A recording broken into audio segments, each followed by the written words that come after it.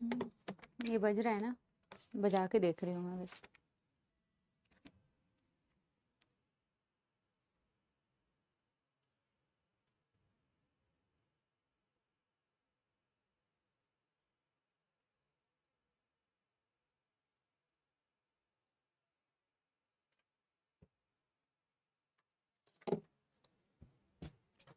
Hello hello hello, नमस्कार नमस्कार नमस्कार, good evening, good afternoon, good afternoon, good afternoon, नमस्ते नमस्ते नमस्ते, नमस्कार।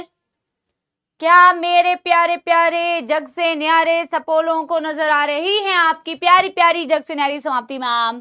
गुड आफ्टरनून बेटा, good afternoon, good evening, happy Diwali, सब कुछ ठीक है। चलिए, आज का डेट क्या है? आज का डेट है 25। और आपको मैं बता दूं, अब अगली क्लास जो होगी वो दिवाली के बाद होगी। यस, अब अगली क्लास तो दिवाली के बाद ही होगी ना बेटा। हाँ, चलिए क्या शुरू करें बेटा? एक बारी पहले कल की क्लास का मैं अच्छे से रिवाइज करा देती हूं, ताकि आप लोगों को जो थ्योरिटिकल चीजें हैं वो बेटा एक बार और रिकॉल हो जाएं। तो एक बारी मैं आप लोगों के लिए क्विक रिवाइज करा देती हूं, फिर ही हम बेटा नया, इसको ना 25 कर देना, ज्यादा भी नहीं। और पानी, हाँ, ग्लास दे दूं क्या? ग्लास की कमी है क्या? कोई नहीं, मैं यहाँ पे, कहाँ ग्लास है? अभी चलेगा यहाँ। यस बेटा, एक बारी हैप्पी दिवाली बेटा, हैप्पी दिवाली सभी को। लास्ट में आपको हैप्पी दिवाली विश करेंगे। एक बारी पढ़ाई शुरू कर देते हैं बेटा साथ में। और एक बारी पहले मैं लास्ट क्लास का आपको रिवाइज कराती हूँ। आज हम पढ़ने वाले बेटा टाइप्स ऑफ नेचुरल सिलेक्शन, और आज हम पढ़ने वाले हैं एविडेंसेस ऑफ एवोल्यूशन।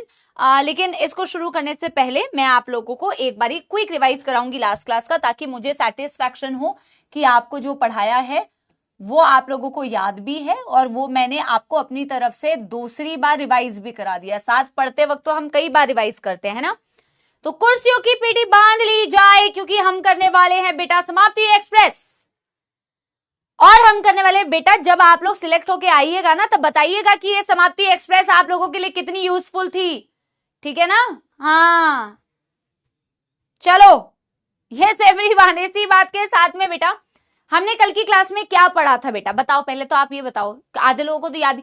अच्छा, तुम में से आधे लोग बेटा क्लास ऑल्टरनेट कभी अटेंड करते हो, कभी नहीं करते हो, क्योंकि मैं कमेंट्स में पढ़ती हूँ। कल मैंने तुम्हें क्लास में, या तो सिर्फ तुम पीडीएफ देख लेते हो और फिर पीडीएफ देख के कमेंट कर देते हो। कमेंट एक तो तुम लोग करते ही बहुत कम हो, शायद आधी जनता तो बेटा गायब ही हो चुकी है, बैकलॉग के बोझ तले दब चुकी है, तो कमेंट्स ही बड़े कम दिखते हैं मुझे। और दूसरी बात ये कि जब आप कमेंट कर रहे होते, मैंने कहा कि कल मैंने आपको बताया कि बेटा जेनेटिक ड्रिफ्ट बाद में पढ़ाऊंगी, जीन माइग्रेशन बाद में पढ़ाऊंगी। आपने वहां पे लिखा है what is gene migration, what is genetic mute, ये क्या बोलते हैं, ड्रिफ्ट। अरे मैं बता चुकी थी क्लास में, मैंने कहा यार या तो ये बच्चा नोट से देख रहा है, या तो ये बच्चा क्लास ही फास्ट फॉरवर्ड करके देख रहा है, या तो ये बस स्पैम कर रहा है। हाँ,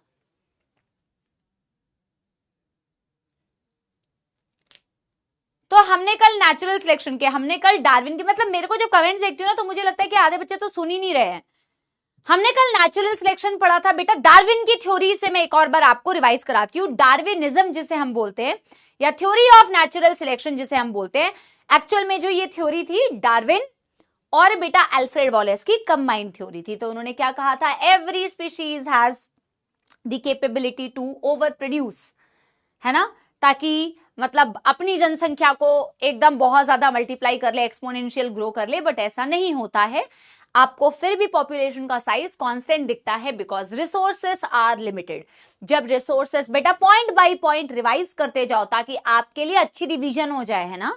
और क्योंकि रिसोर्सेस लिमिटेड होते हैं मैम, या तो हम कहेंगे बिकॉज रिसोर्सेस आर लिमिटेड, या तो बोल दो because resources are not unlimited, क्योंकि रिसोर्सेस अनलिमिटेड नहीं है। इतनी अंग्रेजी के बीच में डिफरेंस बेटा फाइंड आउट करना सीख लेना, अगर क्वेश्चन में ऐसे दे।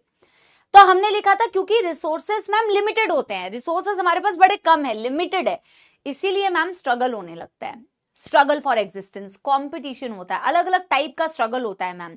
स्पीशीज में within the same species members में कंपटीशन होता है, intraspecific competition, between the members of different species competition होता है, interspecific competition, environmental struggle अलग होता है, change in temperature, change in weather, hot temperature, cold temperature, drought, anything. बेटा environmental struggle भी एक्ट कर रही होती है, और जब ये स्ट्रगल एक्ट कर रही होती है तो कैसे डिसाइड करेगा नेचर, नेचुरल सिलेक्शन कैसे होगा, how survival of the fittest will take place.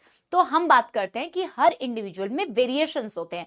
No two individuals बेटा living in an environment are same except monozygotic twins. No two individuals are same. They all have variations.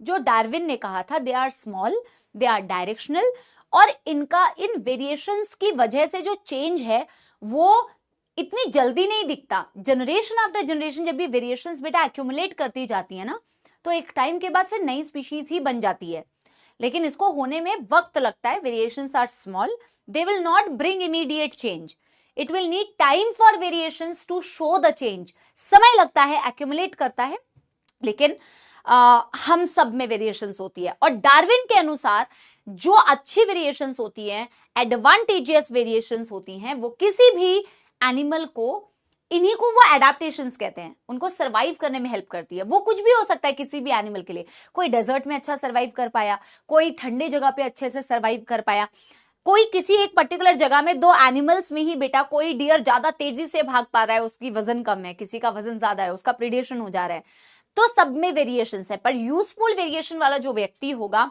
वो survive कर जाएगा, वो food को utilise कर पाएगा, वो उस क्लाइमेट में सर्वाइव कर जाएगा, वो बेटा सर्वाइव करेगा और वो अपनी प्रोजेनी बनाएगा। Survival of the fittest term तो हर्बर्ट स्पेंसर का था, बट यही सर्वाइवल ऑफ द फिटेस्ट है। नेचर सिलेक्ट द बेस्ट, और नेचर यूजफुल वेरिएशन वाले को सिलेक्ट करती है, नेचुरल सिलेक्शन हो जाता है। डार्विन के अकॉर्डिंग जो सिलेक्ट हो गया that is the best. Reproductive fitness is the ultimate fitness, वो अपने बच्चे पैदा करेगा, अपनी प्रोजेनी बनाएगा, और बाकी जो दूसरी वो है दैट माइट गेट एलिमिनेटेड, वो एलिमिनेट हो सकती है, जो साइड आपकी जो अदर वो है जो सर्वाइव नहीं कर पा रही है ना।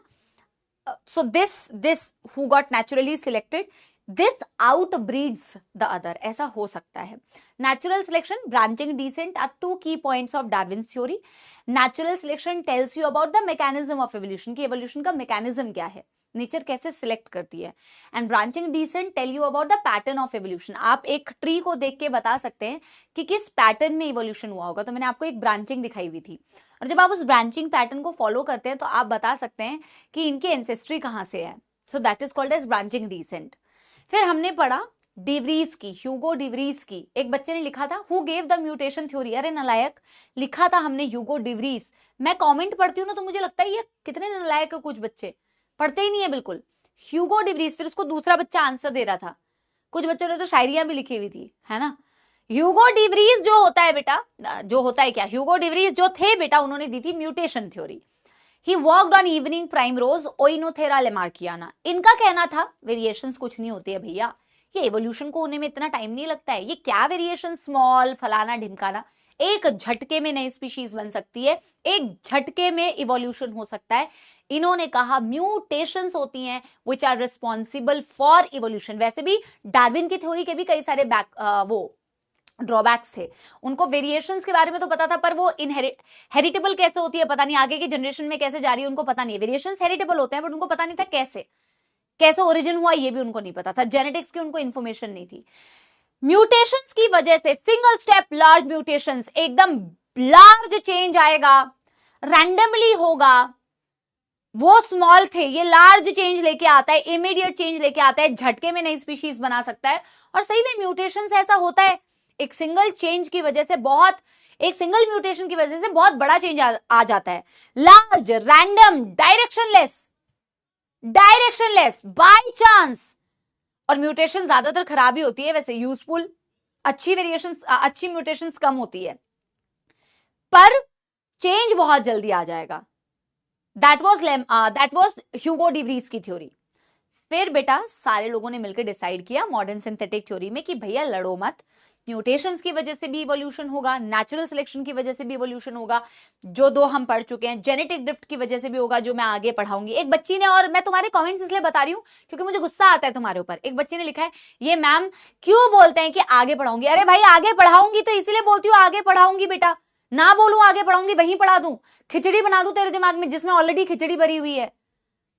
ऑलरेडी बेटा तुमसे फिजिक्स केमिस्ट्री संभल नहीं रही है, तुमको जूलॉजी में भी बेटा एक खिचड़ी चाहिए, कर तो देते ही हो फिजिक्स में खिचड़ी, केमिस्ट्री में खिचड़ी, अब इसमें भी खिचड़ी करोगे क्या?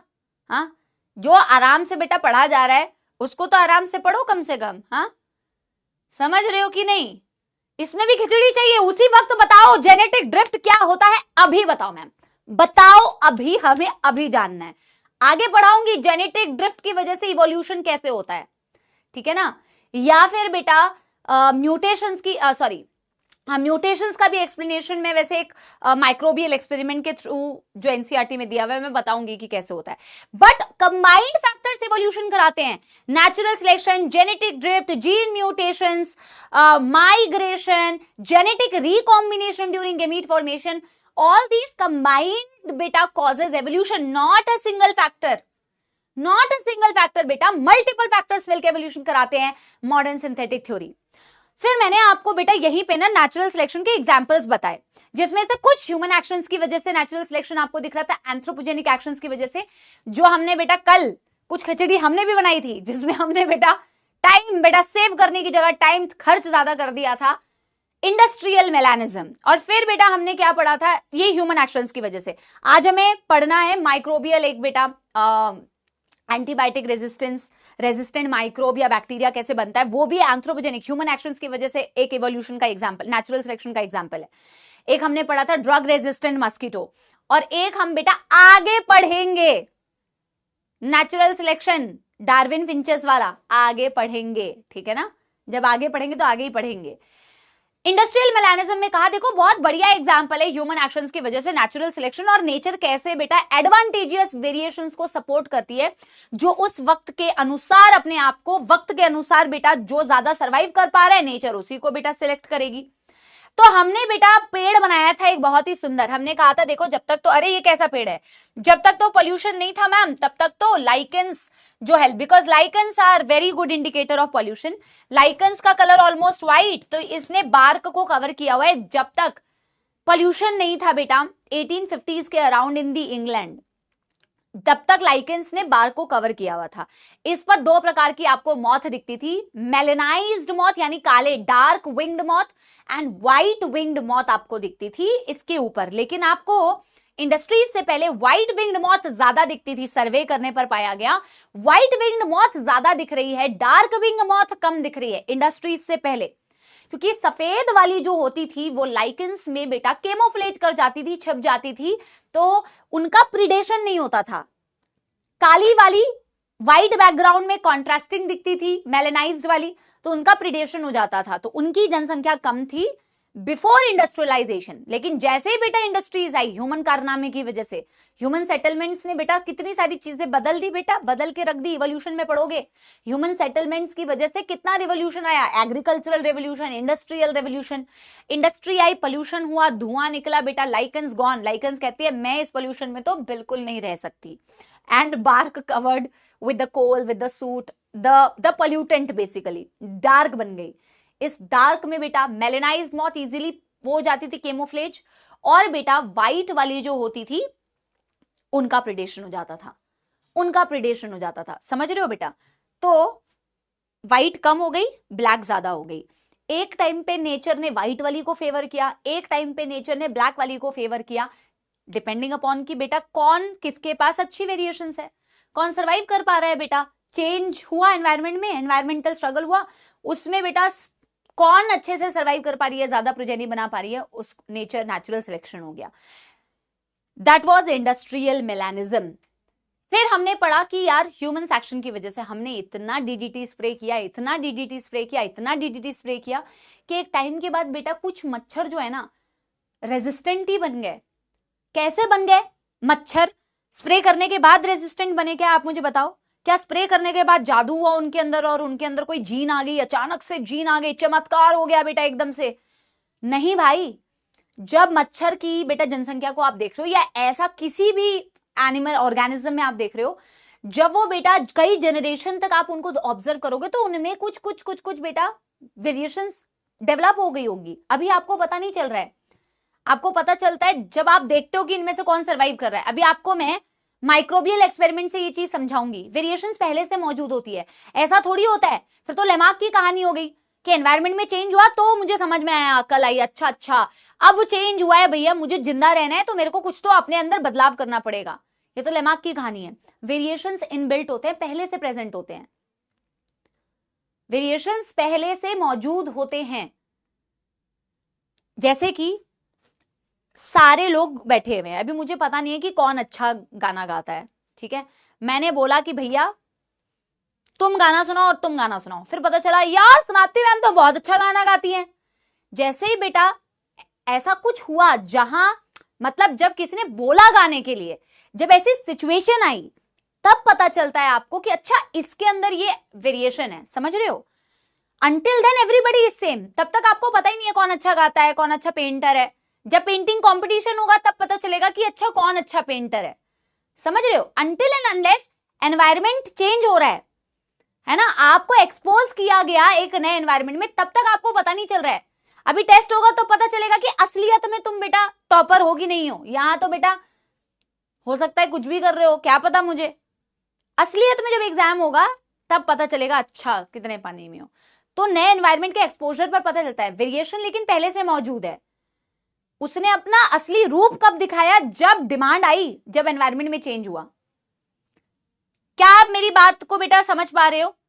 एक थम्स अप दे दो, एक थम्स अप दे दो बेटा, एक थम्स अप दे दो प्लीज, अगर मेरी इस बात को समझ पाए। अब मैं आपको यही सेम चीज बेटा माइक्रोबियल एक्सपेरिमेंट से भी समझाऊंगी। तो भाई आपको पता चल गया यार ये मच्छर तो रेजिस्टेंट बन गए, क्योंकि इनके अंदर वो जीन आपको दिख रही है जो एडवांटेजियस वेरिएशन है, जिनको आप बेटा डीडीसी से कोई फर्क नहीं पड़ रहा है। नाउ एनसीईआरटी ने एक तीसरा एक्सपेरिमेंट दिया हुआ है, माइक्रोबियल एक्सपेरिमेंट, जिसको डार्विन एक्सप्लेन करते हैं। तो बायोलॉजिकल एवोल्यूशन जहां हेडिंग लिखी हुई है ना बेटा, उसी के नीचे इसको एक्सप्लेन किया हुआ है। तो हम भी ये चीज पढ़ लेते हैं, एंटीबायोटिक रेजिस्टेंस इन माइक्रोब, है ना, इन बैक्टीरिया, कैसे ये एंटीबायोटिक रेजिस्टेंस आई। ठीक है, done done done everybody, quickly revise हो गया बेटा सारा। मैंने आराम से बताया, वैसे समाप्ति एक्सप्रेस की जगह मैंने तुम्हें बिल्कुल आराम से पढ़ाया है, रिवाइज कराया आराम से, ठीक है ना। चलिए अब बेटा हम करते हैं तीसरा, अरे अब हम करते हैं थर्ड एग्जाम्पल माइक्रोबियल एक्सपेरिमेंट। एक डायग्राम से समझेंगे, क्योंकि बेटा कमेंट में पढ़ा था मैंने, मैम आप डायग्राम बना के बताते हो तो हमें बेटर, क्योंकि एनसीईआरटी में तो बेटा इवोल्यूशन में क्या ही डायग्राम बना के ये समझाएंगे, तो मैम डायग्राम से हमें थोड़ा सा ना रिलेट कर पाते हैं हम। तो हमने क्या किया बेटा, एक कॉलोनी ऑफ बैक्टीरिया ली। हम ये क्या देख रहे हैं बेटा कि नेचुरल सिलेक्शन कैसे है, एग्जाम्पल्स ऑफ नेचुरल सिलेक्शन देख रहे हैं, है ना। अब देखो हम क्या कर रहे हैं, हमने कॉलोनी ऑफ बैक्टीरिया लिया, ये कई जनरेशन तक बेटा, जनरेशन आफ्टर जनरेशन रिप्रोड्यूस कर रही होगी, इनमें भी वेरिएशन होगी, आपको नहीं पता है अभी, मुझे नहीं पता है अभी। ये जो पॉपुलेशन ऑफ मैं बैक्टीरिया दिखा रही हूं, अभी हमें कुछ नहीं पता है बेटा, कौन अच्छा गायक है, कौन अच्छा डांसर है ना, अभी हमें नहीं पता है। मैंने कहा कि यार इन सबके पास इनबिल्ट वेरिएशंस तो होंगी कि नहीं। इनबिल्ट वेरिएशन का क्या मतलब है, इनबिल्ट वेरिएशन का मतलब है अंदर है, पहले से प्रेजेंट है। और ये मैंने एक न्यूट्रिएंट मीडियम लिया हुआ है, मैंने एक ऐसा न्यूट्रिएंट मीडियम लिया हुआ है जिसको ये कॉलोनी बहुत अच्छे से यूटिलाइज कर पा रही है बेटा। ये जो मैंने बैक्टीरिया की कॉलोनी ली हुई है ना बेटा, सो मैंने लिखा हुआ है ये bacterial colonies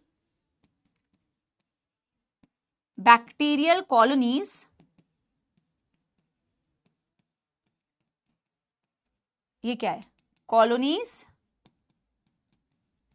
that has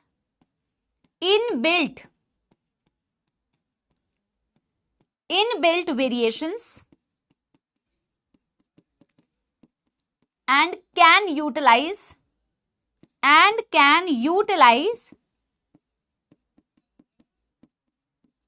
the nutrient medium properly. सारे बड़े मजे से बेटा जी रहे हैं, एक बेहतरीन न्यूट्रिएंट मीडियम को प्रॉपरली यूटिलाइज कर पा रहे हैं, अपनी जिंदगी बेटा आराम से व्यतीत कर रहे हैं। ठीक है ना। स्वाति बेटा कल की क्लास में गायब थी तू। तीसरा ma'am, example of natural selection देख रहे हो यार, बहुत ही गंदी बात है यार, स्पैमिंग करते हो आप लोग रेगुलर क्लास नहीं आते हो, बहुत गंदी बात है बेटा, वेरी बैड।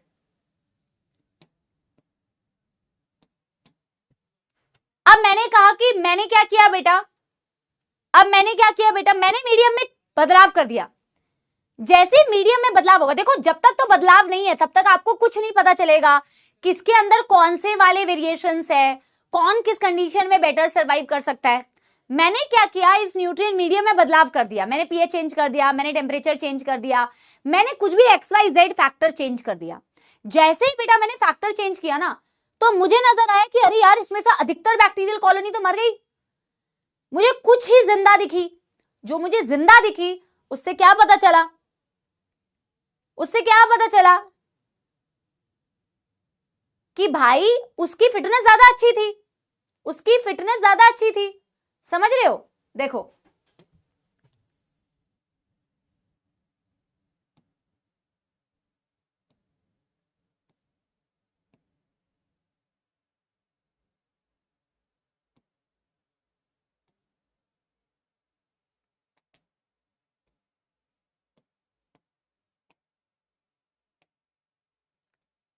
एक काम करते हैं, ये दो बनाते हैं और इसको मैं यहां पे कलर भी कर देती हूं, इसको मैं ऐसे कलर भी कर देती हूं कि ये दो थी, अभी आपको पता नहीं था इस मीडियम में। चेंज इन मीडियम, कोई भी चेंज कर सकते हो, कोई भी चीज चेंज कर सकते हो बेटा, टेम्परेचर, पीएच, इवन एंटीबायोटिक डाल सकते हो। Any change you can do, बेटा, any change you can do. जैसे ही चेंज किया आपने देखा only, say for example this was NCERT के अकॉर्डिंग पढ़ा रही हूं तो मैं एनसीईआरटी के अकॉर्डिंग बता रही हूं। सपोज ये कॉलोनी ए थी, क्योंकि एनसीईआरटी ने ऐसे दिया हुआ है, और मैंने कहा ये जो सरवाइव कर गई, अब ये कॉलोनी बी है, तो मैंने कहा जैसे ही आपको ये कॉलोनी बी में कुछ इंडिविजुअल्स दिख रहे हैं, सिर्फ ये सरवाइव करते हुए आपको नजर, अरे यार सिर्फ ये आपको सरवाइव करते हुए नजर आए, इसका क्या मतलब है मैम, इनके अंदर वो वेरिएशंस थी जिन्होंने इनको न्यू एनवायरनमेंट में मदद किया कि वो न्यू एनवायरनमेंट में सरवाइव कर पाए। दैट्स इट, सिलेक्ट हो गए। जो चेंज के अकॉर्डिंग बेटा सरवाइव कर जाता है, नेचुरल सिलेक्शन हो जाता है। हमने कहा बेटर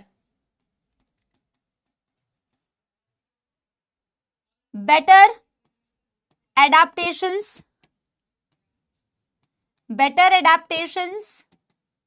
और variations than colony A in new environment, इनकी फिटनेस ज्यादा अच्छी है।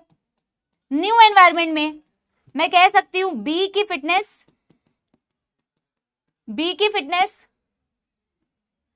बेटर है ए की फिटनेस से, और ये इन्होंने हो सकता है बेटा, जब आगे मैं म्यूटेशंस पढ़ाऊंगी तो मैं म्यूटेशंस में भी ये बताऊंगी, म्यूटेशन में मैं आपको अलग से बताऊंगी। हो सकता है कि जब मैं अभी तो मैं वेरिएशंस की बात कर रही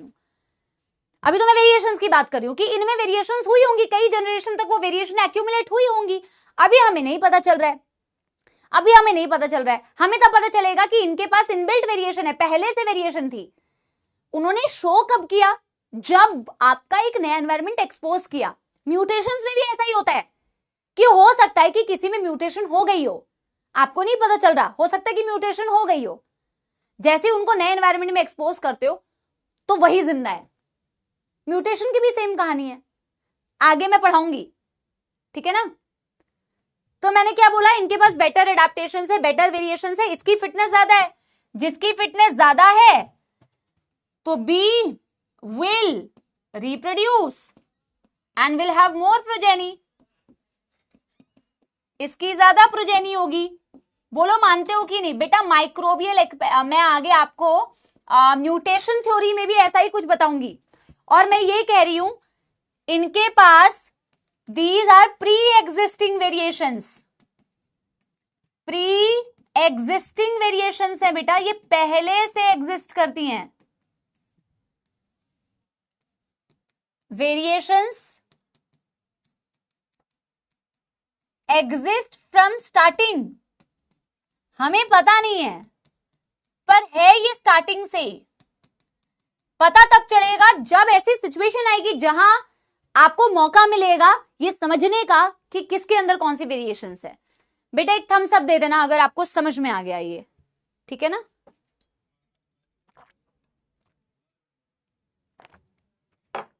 फिर मैं आपको भी पहले ही एनसीईआरटी से इसको रीड कराती हूं। कल मैंने आपको हर्बिसाइड, इंडस्ट्रियल मेलानिज्म, ये सारी चीजें रीड करा दी थी।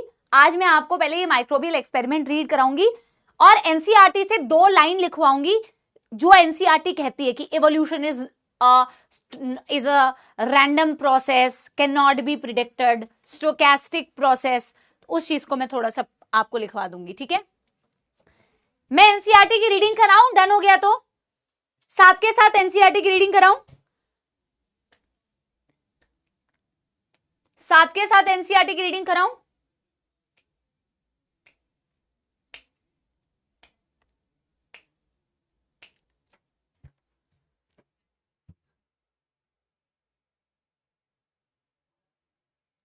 कर लिया आप लोगों ने पक्का?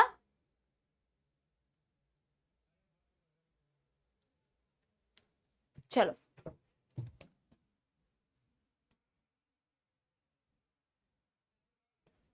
पहले तो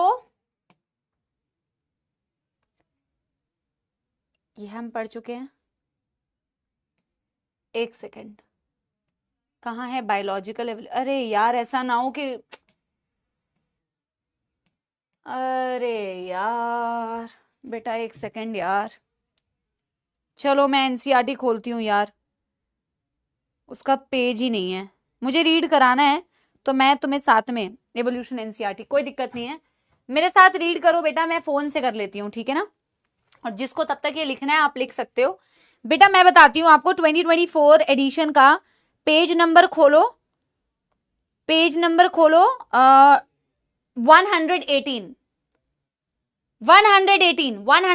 पेज नंबर खोलो और एक बारी बायोलॉजिकल एवोल्यूशन जो लिखा हुआ है इसको मेरे साथ रीड करो, ठीक है ना? 1-2 लाइन और मुझे बतानी है, इसमें नोट डाल के हम लिखेंगे। देखो क्या लिखा है, सेकेंड पैराग्राफ से रीड करना स्टार्ट करना। The essence of Darwinian theory about evolution is natural selection. उन्होंने बोला इवोल्यूशन नेचुरल सिलेक्शन से होता है, ठीक है? The rate of appearance of new forms is linked to the life cycle और द लाइफ स्पैन। ये लाइन हमें लिखनी है बेटा, rate of appearance of new forms is directly linked to the life span और लाइफ साइकिल। आप मुझे बताओ बैक्टीरिया इतनी जल्दी जल्दी जल्दी जल्दी रिप्रोड्यूस करता है, उसकी जो जनरेशन है वो कितनी जल्दी आ जाती है, तो उनमें जो वेरिएशंस है या उनमें जो नई स्पीशीज बनने की प्रोबेबिलिटी है वो इजीली तुम्हें नजर आएगी क्योंकि उसकी अगली जनरेशन बहुत जल्दी आ जाती है। तो वेरिएशंस तो एक्यूमुलेट होती है ना ओवर जनरेशंस। आप मुझे खुद ही लॉजिकली सोच के बताओ कि क्या ये लाइन जो कह रही है rate of appearance of new form is directly linked to the life cycle और लाइफ स्पैन, तो ऐसी स्पीशीज, ऐसी ऑर्गेनिज्म में आपको नई स्पीशीज का फॉर्मेशन या ऑर्गेनिक एवोल्यूशन या बायोलॉजिकल एवोल्यूशन, नई स्पीशीज का फॉर्मेशन इजीली दिखेगा जो जल्दी रिप्रोड्यूस करी, उनकी जनरेशन जल्दी जल्दी आ रही है। यही ऑब्जर्वेशन अगर तुम्हें किसी फिश में करना हो, किसी बर्ड में करना हो, तो उनकी जनरेशन इतनी जल्दी नहीं आती है। उनमें ऑब्जर्व करने के लिए तुम्हें कई सालों तक वेट करना पड़ेगा क्योंकि उनकी अगली जनरेशन को आने में टाइम लगता है, उनकी लाइफ साइकिल अलग है। ये तो फटाफट कर रही है बेटा। यस, समझ पा रहे हैं इस बात को? इसलिए मैं एनसीईआरटी रीड कराती हूं, कुछ कुछ पॉइंट्स है जो हम लिख भी लेंगे। Microbe that divide fast have the ability to multiply and become millions with in hours. कुछ घंटों में ही बेटा मिलियन हो जाती हैं वो। अ कॉलोनी ऑफ बैक्टीरिया से ए growing on a medium has inbuilt variation in terms of ability to utilize a feed component. इनके अंदर अपनी वेरिएशन है जो इस न्यूट्रिशन को अच्छे से यूटिलाइज कर सकती है. A change in the medium composition would bring out only that part of population, say for example B, that can survive under new condition. बोला जैसे ही medium को change करेंगे, so change in medium composition would bring only that part of population. सिर्फ उस part of population को अब आप देख पाओगे, जिसे for example आपने B बोला, that can survive in new condition. In due course of time, this variant population outgrows the other and appears as new species. आप मुझे एक बात बताओ बेटा, इनके अंदर वेरिएशन थी, इस एनवायरमेंट में सर्वाइव कर पाई. अब ये कई जनरेशन तक डिवाइड करेगी. एक टाइम के बाद आपको कंप्लीटली न्यू स्पीशीज दिख रही है, जिसको आप इससे बिल्कुल रिलेट ही नहीं कर पाओगे. ऐसा ही होता है, कई जनरेशन के बाद कंप्लीटली न्यू स्पीशीज बन जाती है. इसी तरीके से तो नई स्पीशीज बनती है, स्पीसीएशन होता है, नई स्पीशीज का फॉर्मेशन होता है. Yes, for same देखो, this will occur within days. Bacteria में किया तो within days तुम्हें बेटा इस एक्सपेरिमेंट का रिजल्ट मिल जाएगा. लेकिन for the same to happen in a fish or a fowl, यानी कि bird, it would take million of years as a lifespan of these animals are in years. ठीक है ना, इनकी लाइफ स्पैन ही सालों में है, तो इसको होने में भी साल लग जाएंगे. नेचर, अभी here we can say fitness of B is better than fitness of A under new condition. नए कंडीशन में बी की फिटनेस बेटर ए की फिटनेस से. Nature selects for fitness. One must remember that the so called fitness is based on the characteristics that are inherited. Hence, there must be some genetic basis for getting selected and to evolve. Another way of saying that is that some organisms are better adapted to survive in otherwise hostile environment. Adaptive ability is inherited. It is, ठीक है, यही बात बोली उन्होंने कि यार inherited होती है, variations जो होती है वो inherited होती है, और किसी किसी के पास ये बेटर वेरिएशंस, ये एडाप्टेशंस एग्जिस्ट करती हैं जो उनको बेटा न्यू एनवायरनमेंट में सर्वाइव करने में हेल्प करती है. आई होप कि मैं तुम्हें बायोलॉजिकल एवोल्यूशन का वो पैराग्राफ समझा पाई हूं. एक तो हम बेटा ये लिख लेंगे कि rate of appearance of new life forms is linked to the life cycle. Because we were doing the experiment of bacteria, तो हमें ये वेरिएशंस को देखने में चंद घंटे लगे, बट यही अगर चेंज होने में, ये नई स्पीशीज अगर आपको किसी फिश में देखना होता या किसी बेटा बर्ड में देखना होता तो it would have taken million years, because the life cycle is in years. Thumbs up दे दो बेटा. देखो मैं जेन्युइनली तुम्हें एनसीईआरटी, क्योंकि इसकी एनसीईआरटी फिर आपको मुश्किल लगती है, बट आई प्रॉमिस यू बेटा आप चैप्टर को मैं जैसे पढ़ा रही हूँ आप वैसे पढ़ो, कंसेप्चुअली पढ़ो, अच्छे से पढ़ो, समझ के पढ़ो. लास्ट में जब तुम एनसीईआरटी बेटा थॉरोली रीड करोगे ना तो तुम्हें एनसीईआरटी खुद समझ में आ जाएगी. जैसे बायोटेक था ना, बिखरा हुआ था, ये भी बिखरा हुआ है, कुछ कंटेंट कहीं है, कुछ कंटेंट कहीं है, पर लास्ट में पूरा चैप्टर खत्म होने के बाद when you will read NCERT you will understand everything, क्योंकि सब कुछ हम कवर कर रहे हैं, सब कुछ हम कवर कर रहे हैं. ठीक है ना. अब भैया ए कैसे करेगी, तूने नया एनवायरमेंट जैसे लाया तो उसमें ए थोड़ी थी. मैं इस नए एनवायरमेंट की बात कर रही हूं. नेचर में जब नया एनवायरमेंट होगा, अगर एक गायब हो गई, वो सर्वाइव नहीं कर पाएगी, तो उसको कहां से लेके आएगा वापस से. अब यही सर्वाइव की है, अब यही डिवाइड करेगी, यही अपनी प्रोजेनी बनाएगी, आगे फिर वेरिएशन एक्यूमुलेट होगी, आगे फिर वेरिएशन एक्यूमुलेट करेगी, कुछ इसी तरीके का प्रोसेस कंटिन्यू होता रहेगा और एक नई स्पीशीज बन जाएगी. ठीक है ना. मैं एक नोट डाल के बेटा एक पॉइंट लिखती हूं, एक नोट डाल के मैं एक पॉइंट लिखती हूं. Rate of appearance of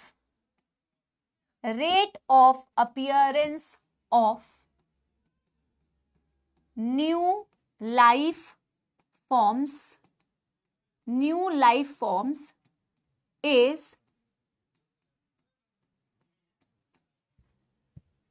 rate of appearance of new life forms is directly linked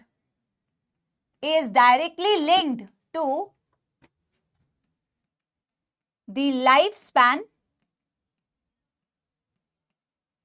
or life cycle of organism. Life cycle of organism. अब हम लिखेंगे microbe divide very fast,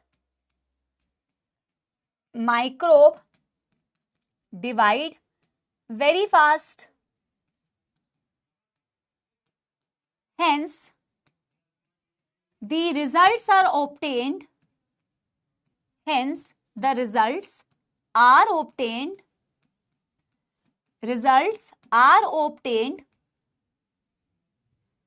within sorry, within few hours। बेटा results का क्या मतलब है यहाँ? What is the meaning of results? यहाँ रिजल्ट्स का मतलब है नई स्पीशीज का बनना। मैं क्या देखना चाह रही हूं? यहाँ रिजल्ट का मतलब है कि न्यू स्पीशीज जो है ये मुझे इस एक्सपेरिमेंट में तो बहुत जल्दी दिख जाएगा मैम। और तभी तो बेटा अगर आप हम लोगों को देखोगे तो मिलियन ऑफ ईयर्स में इवोल्यूशन हुआ है, राइट? म्यूटेशन से एक झटके में बदलाव आ सकता है, ठीक है ना? Now, अब for the same to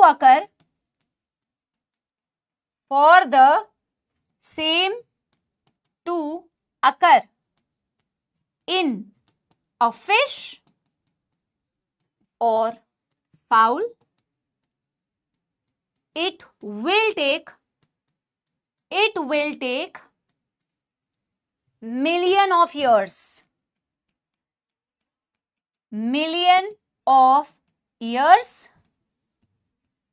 as their life span is in years। इसमें बस एक लास्ट लाइन और लिखोगे, वो मैं एनसीईआरटी से लिखवाऊंगी,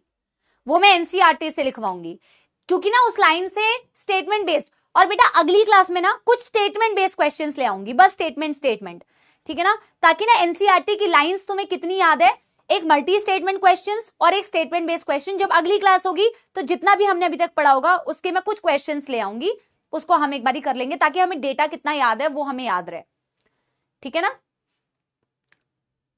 ठीक है ना? यस,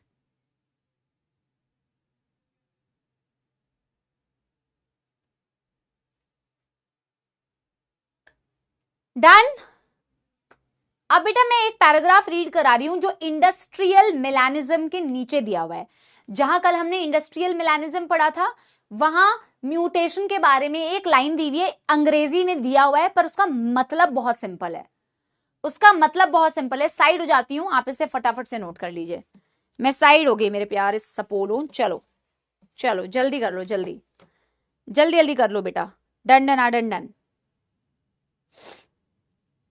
और डन हो जाए तो बेटा थम्स अप दे देना।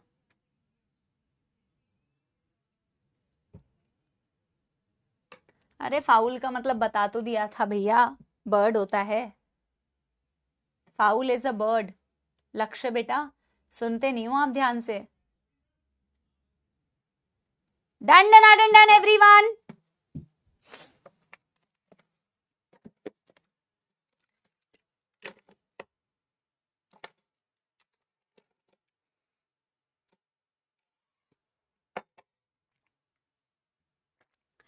एक लाइन और आप इस नोट में ऐड करोगे, बट आप वो बिल्कुल एनसीईआरटी से देख के नोट कर सकते हो, ठीक है ना?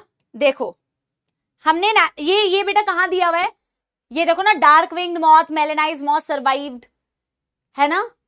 Yes,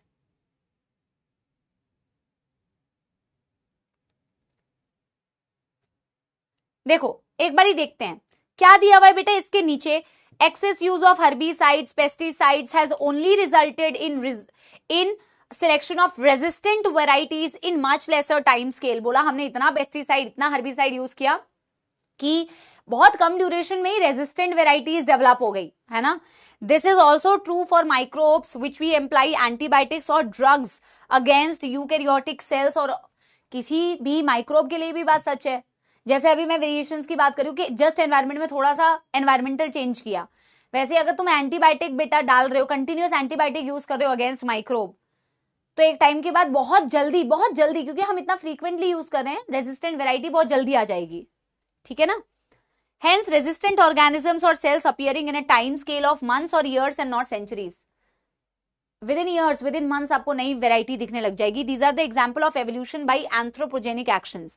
This also tells us that evolution, ये वाली लाइन बेटा आपको लिखनी है, कहां से लेके कहां तक, यहां से लेके यहां तक लिखिए.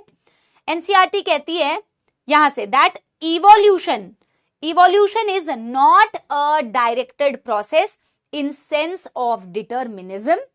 It is a stochastic process based on chance events in nature, chance mutation in organism.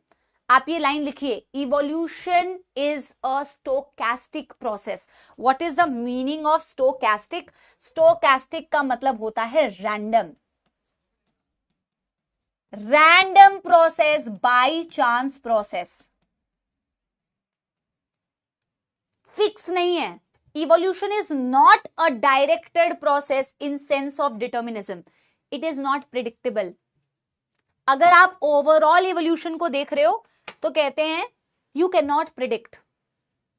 अगर आप, मैं किसी फैक्टर की बात नहीं कर रही हूं बेटा, मैं किसी फैक्टर की बात नहीं कर रही हूं, मैं ओवरऑल अगर इवोल्यूशन को देखूं तो कह रहा है it's not a directed process.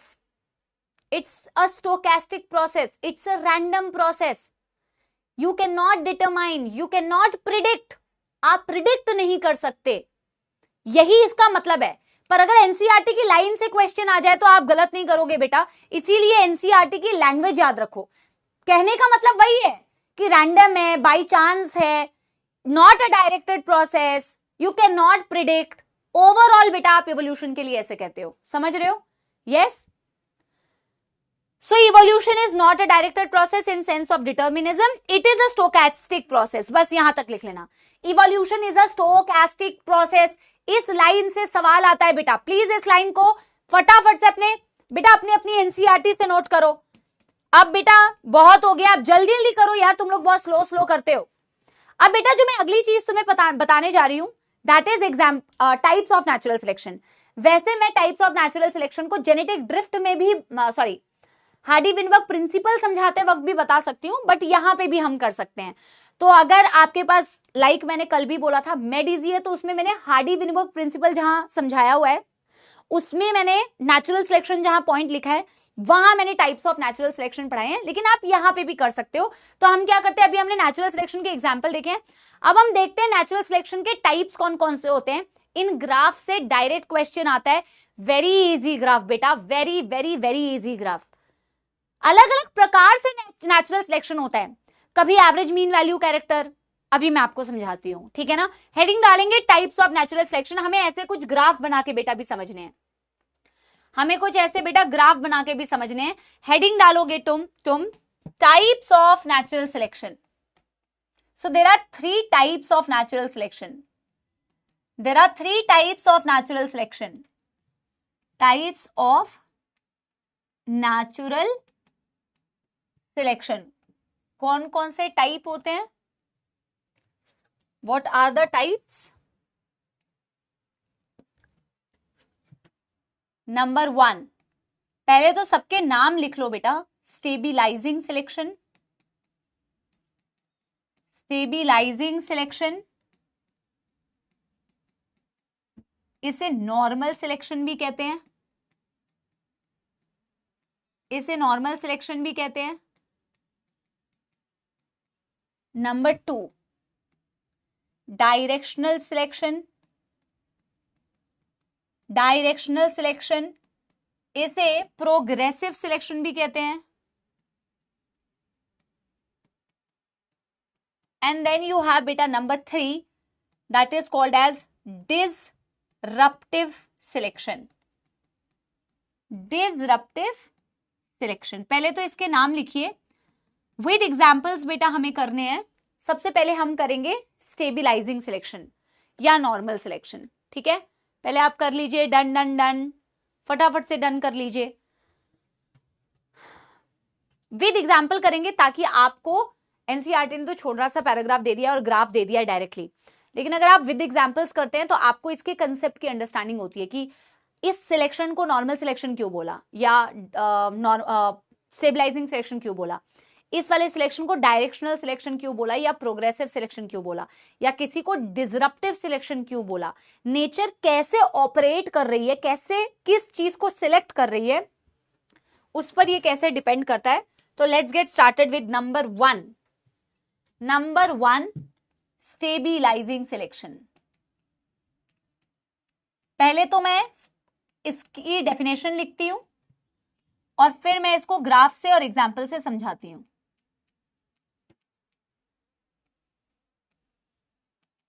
ठीक है ना। अच्छा देखो, मुझे बताओ, आपको जीनोटाइप और फिनोटाइप तो पता है ना, तो मैं यहां पे हाइट का एक पहले एग्जाम्पल लेके आपको मैं समझाती हूं और फिर मैं इसकी वो डेफिनेशन लिखूंगी। जैसे आप हाइट पढ़ते हो ना, हाइट, अगर मेरे को हाइट को जीनोटाइप से रिप्रेजेंट करना है, for example capital T capital T capital T small T small T small T, इनको मैं कह सकती हूं ये जीनोटाइप। एंड जीनोटाइप जो होता है वो आपके फिनोटाइप को बेटा अफेक्ट करता है। Phenotype is the appearance, phenotype is the appearance. तो अगर मैं कह रही हूं genotype, genotype will impact the phenotype. इनको मैं कह दे रही हूं कि यार चलो ये बहुत ज्यादा टॉल है, मैं कह रही हूं ये एवरेज हाइट वाले हैं, और ये तो मैं कह रही हूं शॉर्ट हाइट वाले हैं। ये आप ऑलरेडी जेनेटिक्स में पढ़ चुके हो, राइट। यहां पे क्योंकि ये चीज यूज होगी जब भी हम स्टेबिलाइजिंग सिलेक्शन की बात करते हैं। पहले तो मैं बोल देती हूं, in this nature selects the average mean value character or intermediate phenotype और इंटरमीडिएट फिनोटाइप। अब जैसे कि हाइट के ही एग्जाम्पल से, it's a example of stabilising selection, it's an example of stabilising selection. ठीक है ना। हाँ टॉल ही होता है, अभी मैं जो समझा रही हूं आप समझो, ठीक है ना। Of course T is the dominant, मुझे मत सिखाओ, इतना तो मुझे भी पता है बेटा, हेटेरोजाइगस है, इसमें कैपिटल टी डोमिनेंट है तो उसी का असर दिखेगा। अभी मैं जो समझा रही हूं वो समझो कि जो मैं कैपिटल टी वाले बोल रही हूँ they are tall, very tall. जो मैं कैपिटल टी स्मॉल टी वाले बोल रही हूँ वो एवरेज हाइट वाले हैं। मेरी बात को समझना अभी जो मैं समझा रही हूँ। और स्मॉल टी वाले हैं जिनको मैं कह रही हूँ जिनकी शॉर्ट हाइट है। ठीक है ना। अब देखो, मैं कह रही हूं कि यार देखो, जब तक तो नेचुरल सिलेक्शन नहीं हो रहा था, अब मैं ग्राफ से आपको समझा रही हूं। एक ग्राफ है, इसमें मैं कह रही हूं अभी नेचुरल सिलेक्शन हुआ नहीं है, इसमें मैं एक्स एक्सिस पे ले रही हूं एक फिनोटाइप और वाई एक्सिस पे मैं ले रही हूं नंबर ऑफ इंडिविजुअल्स विथ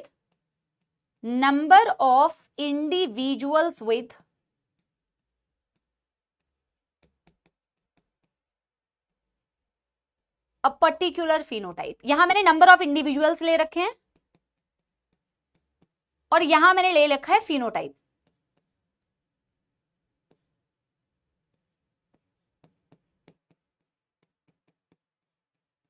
ठीक है, एरो गलत जगह बन गया। अभी समझो, मैंने कहा ये जो मैं ग्राफ बना रही हूं ना बेटा, ये नेचुरल सिलेक्शन से पहले का ग्राफ है। ये नेचुरल सिलेक्शन से पहले का ग्राफ है। जब मैं इस ग्राफ को देखती हूं तो मुझे मैम ऐसा कुछ ग्राफ दिखता है। ऐसे ग्राफ में ये समझना कि ये मीडियम हाइट वाले इंडिविजुअल्स हैं, ये मान लो बेटा टॉल हाइट वाले इंडिविजुअल्स हैं, और ये शॉर्ट हाइट वाले इंडिविजुअल्स हैं। समझ रहे हो? Capital T small T and small T. समझ गए? यस, समझ गए? ये बिफोर नेचुरल सिलेक्शन। मुझे ऐसा ग्राफ दिख रहा है बेटा, इस ग्राफ को बहुत ज्यादा मैथमेटिकल ग्राफ से रिलेट करने की जरूरत नहीं है। आपको एनसीईआरटी वाला वो ग्राफ समझ में आना चाहिए कि उन्होंने ऐसा क्यों बनाया है। उन्होंने ग्राफ को एक डायरेक्शन में कैसे शिफ्ट कर दिया, ये क्या रिप्रेजेंट कर रहा है। मैंने बोला इस तरफ मैंने पर्टिकुलर फिनोटाइप ले लिया है। तो मैंने कहा कि इतने इंडिविजुअल्स हैं जो मेरे को टॉल वाले दिख रहे हैं, इतने इंडिविजुअल्स हैं जो मुझे शॉर्ट वाले दिख रहे हैं, और इतने इंडिविजुअल्स हैं जो मुझे मीडियम हाइट वाले दिख रहे हैं। बिफोर नेचुरल सिलेक्शन, जैसे ही स्टेबिलाइजिंग सिलेक्शन जब स्टेबिलाइजिंग सिलेक्शन होता है, मैंने आपको डेफिनेशन में लिखा हुआ है कि स्टेबिलाइजिंग सिलेक्शन में nature always selects the mean character value. आपको ये ग्राफ ऐसे दिखेगा, देखो, समझ रहे हो?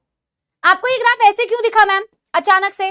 क्योंकि नेचर ने ऐसे ऑपरेट किया कि अब आपको कैपिटल टी नहीं दिख रहा है, आपको स्मॉल टी ज्यादा नहीं दिख रहा है, आपको क्या ज्यादा दिख रहा है बेटा? ये पीक एक डायरेक्शन में बढ़ गई, आपको capital T small T intermediate height वाले लोग ज्यादा दिख रहे हैं।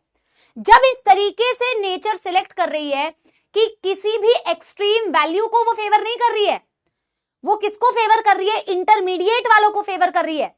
जब वो इंटरमीडिएट वालों को फेवर कर रही है तो आपकी एक पीक बन जाती है, उस पीक बनने को कहते हैं, ऐसा पीक जब आपको नजर आता है, this is called as normal selection.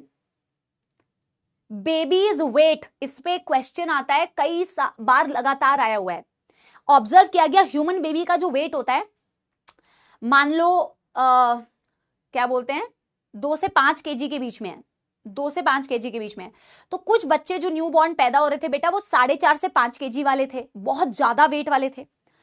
कुछ थे बेटा 2 से 2.5 किलो वाले बच्चे बेटा, वो बिल्कुल ही कम वाले थे, और कुछ थे इंटरमीडिएट वेट वाले। एग्जैक्ट डेटा मुझे याद नहीं है, किसी के पास मेडिजी हो तो मुझे डेटा बताना। एक बीच की एवरेज वेट वाले थे। तो ऑब्जर्व किया गया कि यार जो ये न्यूबॉर्न बेबीज है ना, इनमें जो एवरेज वेट वाले हैं ना, ये ज्यादा सरवाइव करते हैं। जो एक्सट्रीम वेट वाले हैं ना, चाहे बिल्कुल ही कम या बिल्कुल ही ज्यादा वाले, इनकी मोर्टेलिटी ज्यादा है, सर्वाइवेबिलिटी किसकी ज्यादा है? जो एवरेज वाले हैं। जब नेचर ऐसे ऑपरेट करती है कि एवरेज मीन वैल्यू सिलेक्ट होती है, मीन कैरेक्टर वैल्यू फेवर होता है, तो आपका कर्व जो है वो पीक बन जाता है। एवरेज मीन वैल्यू को सिलेक्ट करने पर ऐसे पीक बन जाती है। हाँ, 3 से 3.33, ठीक है। आप समझ रहे हो बेटा मेरी बात? यहां पीक क्यों बनी, सेंटर पे पीक क्यों बनी? पीक गेट्स नैरोअर, क्यों नैरो हो गई?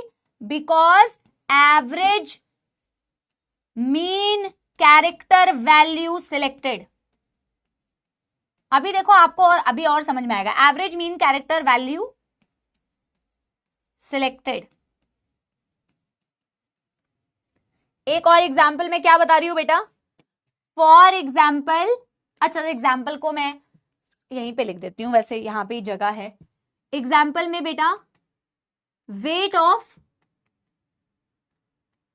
ऑफ न्यूली बॉर्न, तो ऐसा ऑब्जर्व किया बेटा, एक हॉस्पिटल में ऐसा देखा, सर्वे किया कि भैया न्यूली बॉर्न का जो वेट होता है, इसमें 3 कैटेगरी के वेट है बेटा। एक है 2 से 2.5 केजी वाले।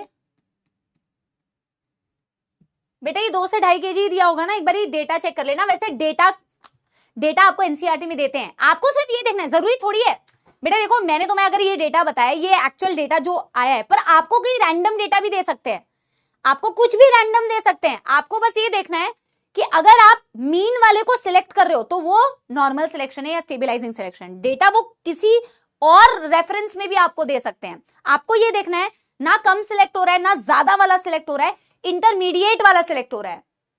इंटरमीडिएट, आपको ये देखना है इंटरमीडिएट वाला सिलेक्ट होना चाहिए। एक है 3 से 3.3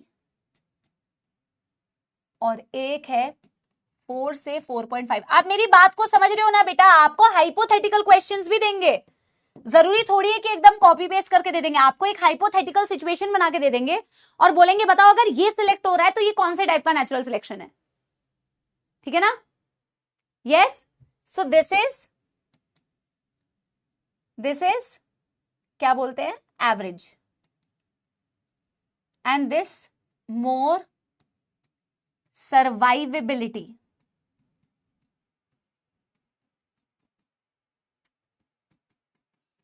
compared to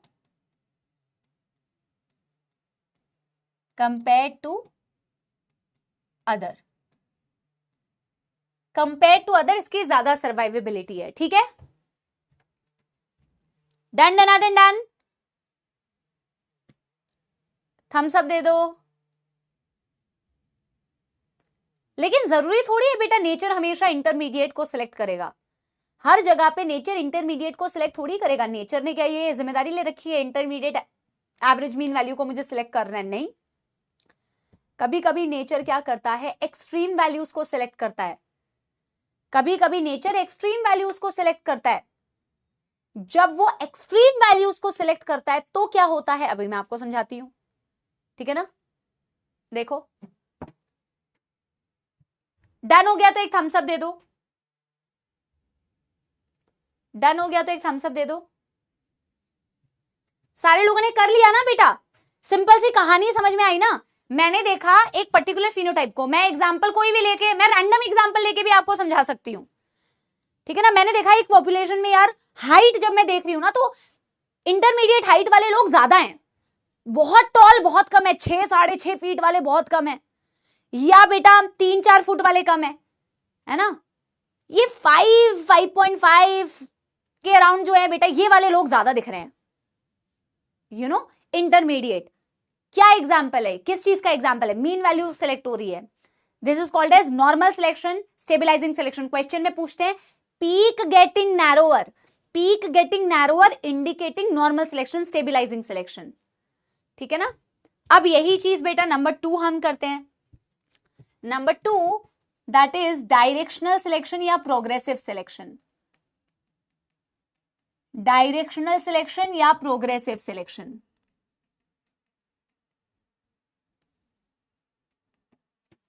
ठीक है ना. अब जैसे कि मैं कह रही हूं,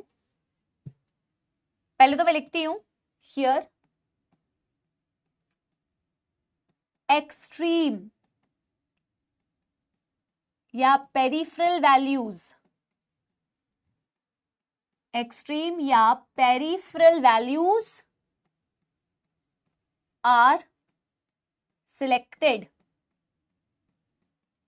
not intermediate, not intermediate, but one at a time, one at a time. एक वक्त में केवल एक. अब फिर से बेटा ग्राफ बनाओ. ये मैंने कह दिया एक पर्टिकुलर फिनोटाइप की मैं बात कर रही हूं. ये मैं कह रही हूं नंबर ऑफ इंडिविजुअल. इसका तो एग्जाम्पल बेटा अभी अभी आपने पढ़ा है, आप मुझे बता भी सकते हो. अब देखो पहले मुझे ग्राफ दिख रहा था ऐसा. ठीक है ना. अब देखो मैं तुम्हें सिर्फ ग्राफ को शिफ्ट करके दिखाती हूं. शेड करने की जगह मैं तुम्हें ग्राफ को शिफ्ट करके दिखाती हूं. ठीक है ना. देखो ये कोई भी आप ऐसे बोल सकते हो कि यार ये एक एक्सट्रीम वैल्यू है, ये इंटरमीडिएट वैल्यू है, ये भी एक एक्सट्रीम वैल्यू है. वो कोई भी फिनोटाइप हो सकता है ना, कोई भी फिनोटाइप हो सकता है. आप कोई भी एग्जांपल से इसे फिर रिलेट कर सकते हैं. अगर इसकी पीक नैरो हो जाती तो ये बेटा क्या हो जाता, नॉर्मल सिलेक्शन. लेकिन अब मैं कह रही हूं कि ये नॉर्मल सिलेक्शन नहीं है मैम, ये है डायरेक्शनल सिलेक्शन. जैसे ही डायरेक्शनल सिलेक्शन ऑपरेट करता है it becomes like this. NCERT ने ऐसा नहीं बनाया हुआ, एनसीईआरटी ने ऐसा बनाया नहीं हुआ है बेटा. एनसीईआरटी ने सिंपली, देखो मैं एनसीईआरटी भी दिखा देती हूं ताकि तुम्हें कंफ्यूजन ना हो. एनसीईआरटी ने ऐसे पीक शिफ्ट करके दिखाया ही नहीं है. एनसीईआरटी ने सिर्फ एक एरो लगा दिया है. एक बार आप इस एरो को देखो, लेकिन इस तरीके का शिफ्ट होता है, इसको आप ऑब्जर्व करना. शिफ्ट ऐसे होता है. ठीक है ना. एनसीईआरटी ने सिर्फ एक एरो लगाया है कि पीक शिफ्ट हो रही है, लेकिन पूछेंगे तो वो एनसीईआरटी से ही ना. एनसीईआरटी ने सिर्फ एक ऐसे एरो लगा दिया कि पीक शिफ्ट कर जाएगी. अब मीडियम साइज वाले इंडिविजुअल्स, या मीडियम साइज छोड़ दो, एवरेज मीन वैल्यू, हाइट की मैं बात नहीं कर रही हूं ना, वो एवरेज मीन वैल्यू सिलेक्ट नहीं होती है। ग्राफ शिफ्ट हो रहा है एक डायरेक्शन में, कोई भी एक्सट्रीम वैल्यू सिलेक्ट हो रही है। देखो ना यार, या तो ग्राफ ऐसे शिफ्ट हो जाएगी या तो ग्राफ ऐसे भी शिफ्ट हो सकती है बेटा, देखना ग्राफ ऐसे भी शिफ्ट हो सकती है। एनसीईआरटी ने बनाया नहीं है पर ऐसा भी हो सकता है। Melanic moths and white winged moth, industrial melanism is a good example. कभी आपने इंटरमीडिएट वैल्यू देखी है? कभी कोई ग्रे मॉथ आए क्या? कभी कोई ग्रे मॉथ आए? नहीं ना। Industrial melanism is a very good example of बेटा डायरेक्शनल सिलेक्शन, प्रोग्रेसिव सिलेक्शन। क्या आपको कभी नेचर में ऐसा दिखा कि यार एक इंटरमीडिएट वैल्यू आ गई है, ग्रे आ गया है और ग्रे का सिलेक्शन हो रहा है? नहीं। जब इंडस्ट्रीज नहीं थी तो बेटा व्हाइट वाले को फेवर कर रहा था ज्यादा नेचर, जब इंडस्ट्रीज आ गई तो ब्लैक वाले को फेवर कर रहा था। There was no intermediate. You are not selecting intermediate value, you are selecting the extremes. But दोनों को साथ सिलेक्ट कभी नहीं करते हो, दोनों को साथ सिलेक्ट कभी नहीं करते हो। डायरेक्शनल सिलेक्शन या progressive selection means once at a time, one extreme value selected at a time. हो सकता है एक वक्त में डार्क विंग मॉथ सिलेक्ट हो रही है, एक वक्त में व्हाइट विंग मॉथ सिलेक्ट हो रही है, तभी पीक शिफ्ट करता है। पीक शिफ्ट करता है, समझ गए? पीक शिफ्ट करता है, आप समझ गए? जैसे पीक शिफ्ट कर रहा है बेटा, तो यहां पे मैं लिख, बेटा आपको समझ में आ रहा है ना मेरी बात? एनसीईआरटी ने तो बेटा जैसे डायग्राम बना रखा है उससे आपको समझ नहीं आएगी, लेकिन आप यहां पे कह रहे हैं कि पीक, पीक आपको नैरो होते हुए नहीं दिखा। Peak shifts in one direction at a time, one direction at a time, दोनों एक साथ नहीं, one direction at a time. एक वक्त में एक डायरेक्शन में शिफ्ट हो रहा है पीक, एक वक्त में एक डायरेक्शन में शिफ्ट हो रहा है पीक, तभी तो डायरेक्शनल सिलेक्शन है, तभी तो प्रोग्रेसिव सिलेक्शन है। एक डायरेक्शन पीक शिफ्ट करती है in one direction at a time. Very good example industrial melanism, इसीलिए इसे स्टार मार्क करना, इससे क्वेश्चन आता है। Industrial melanism, industrial melanism, white favoured, white favoured before industry, before industries, melanic, अरे यार, melanic moth favoured after industries. कोई form गायब नहीं होती है, एग्जिस्ट तो कर रही है, एग्जिस्ट कर रही है, गायब नहीं हो रही है। यहां पे ऐसे बना सकते हो यार, मान लो यहां पे व्हाइट को फेवर करते हुए मैंने दिखाया है, मान लो से फॉर एग्जाम्पल, ठीक है ना, और यहां पे मैंने हो सकता है कि ब्लैक को फेवर करते हुए दिखाया है, मेलानिक मॉथ। समझ गए? समझ गए बेटा? तो एक बारी फटाफट से बना लो, फटाफट से बना लो बेटा।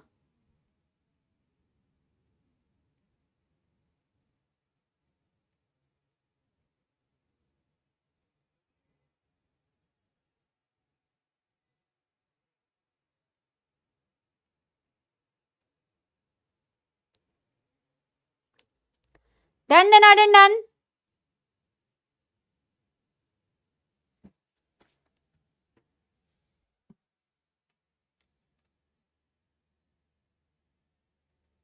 डिसरप्टिव सिलेक्शन का तो एनसीईआरटी ने बेटा कुछ दिया भी नहीं हुआ है एग्जाम्पल। वैसे भी किसी भी ग्राफ को बेटा एनसीईआरटी ने बहुत ज्यादा एक्सप्लेन नहीं किया है, अभी मैं एनसीईआरटी रीड कराऊंगी, ठीक है ना। अब डिसरप्टिव सिलेक्शन में क्या होगा मैम? नॉर्मल सिलेक्शन में तो पीक नैरो हो गई, एवरेज मीन वैल्यू सिलेक्ट हो गया। डायरेक्शनल सिलेक्शन में पीक एक डायरेक्शन पे शिफ्ट हो गई। एक्सट्रीम ट्रेट को आप सिलेक्ट करते हो, एक्सट्रीम ट्रेट। अगर मैं कहती ना बेटा हाइपोथेटिकली कि किसी नेचर में टॉल को फेवर किया है सिर्फ, तो वो ऐसा सिलेक्शन होता, या किसी में सिर्फ शॉर्ट को फेवर किया, सिर्फ शॉर्ट शॉर्ट शॉर्ट शॉर्ट है, तो आपका डायरेक्शनल सिलेक्शन होगा। अगर मैं कह रही हूं इंटरमीडिएट वाले सिलेक्ट हो रहे हैं तो आप कहोगे बेटा नॉर्मल या stabilising selection. Crystal clear everybody? Crystal clear everybody? अब मैं नंबर 3 आपको बता रही हूं, disruptive selection.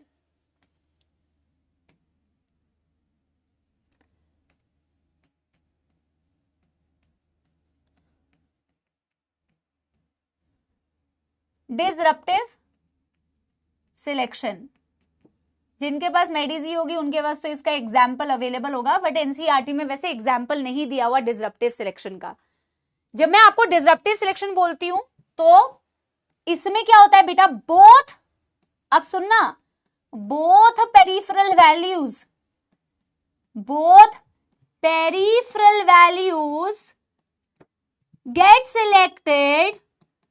get selected at the same time, get selected at the same time। यही इसकी खास बात है। पेरिफेरल वैल्यू तो पहले भी सिलेक्ट हो रही थी मैम, पेरिफेरल वैल्यू तो पहले भी सिलेक्ट हो रही थी मैम, स्नेल्स, हाँ मॉल्यूस्का, पेरिफेरल वैल्यू तो पहले भी सिलेक्ट हो रही थी मैम, या तो व्हाइट विंग्ड मॉथ या तो डार्क विंग मॉथ। लेकिन अगर नेचर ऐसा करती है कि व्हाइट और ब्लैक को एक साथ सिलेक्ट कर दे तो फिर क्या होगा बेटा? क्या तुम इमेजिन कर सकते हो ग्राफ कैसा दिखेगा? जैसे जब एवरेज सिलेक्ट होता है तो आप ग्राफ की पीक बना देते हो, कोई भी एक्सट्रीम ट्रेट सिलेक्ट होता है तो आप ग्राफ को उस डायरेक्शन में शिफ्ट कर देते हो जो कैरेक्टर को आपने सिलेक्ट किया है। अब आप कह रहे हो कि यार डिसरप्टिव सिलेक्शन है, जब तक नेचुरल सिलेक्शन ऑपरेट नहीं किया था, जब तक नेचुरल सिलेक्शन ऑपरेट नहीं किया था तब तक तो ऐसा दिख रहा था।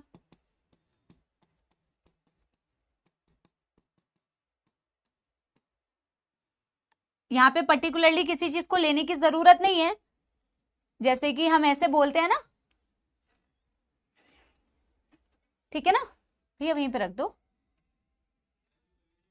अब देखो यहां पे बेटा क्या हो रहा है ना, यहां पे एवरेज मीन वैल्यू सिलेक्ट नहीं होगी।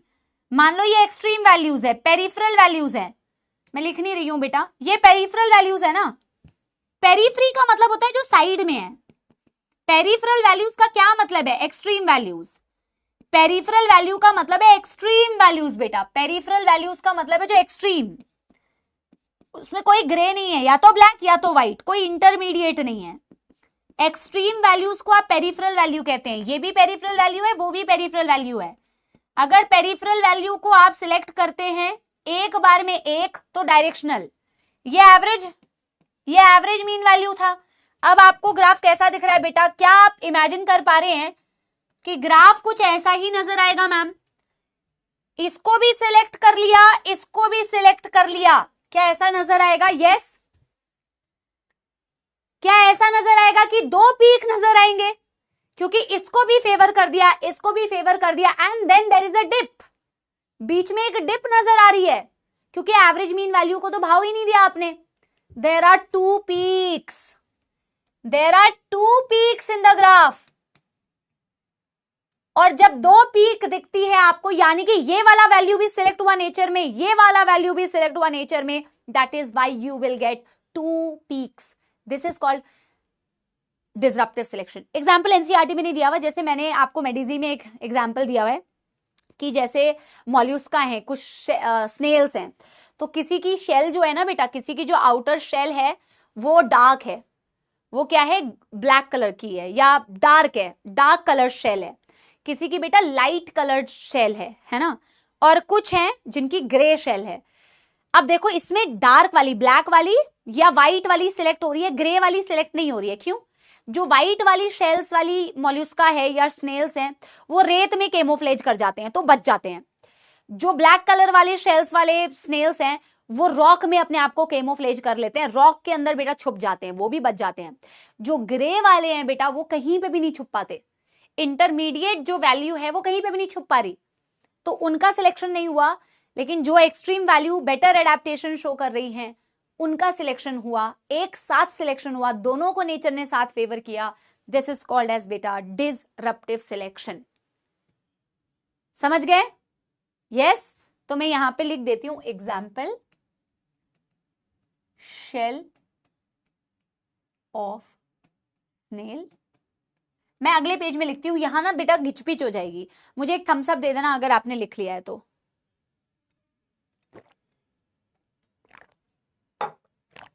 ठीक है ना, डन।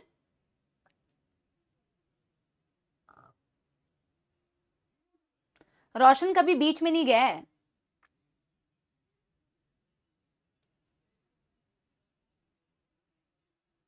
सिर्फ बेटा लैंड स्नेल्स ही मिलते हैं, बीच पे कभी गया नहीं है। अलग अलग टाइप के मॉलिस्का एग्जिस्ट करते हैं बेटा। हाँ,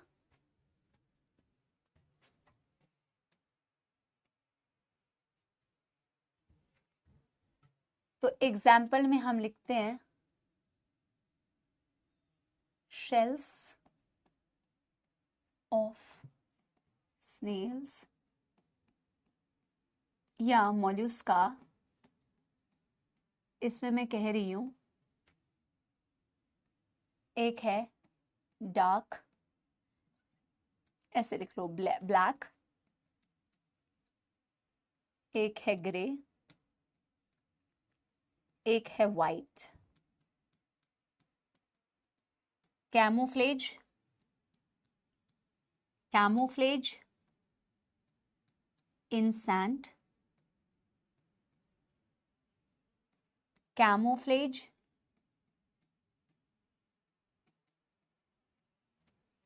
in rock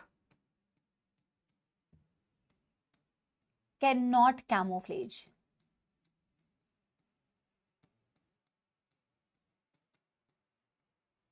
तो हमने क्या किया, बोथ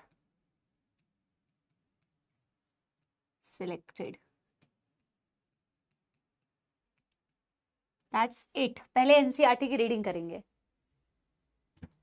पहले एनसीईआरटी की रीडिंग करेंगे, फिर बेटा आगे पढ़ेंगे एविडेंसेस ऑफ एवोल्यूशन। शुरू तो कर ही सकते हैं, ठीक है ना। डन डन आडन डन कर लो।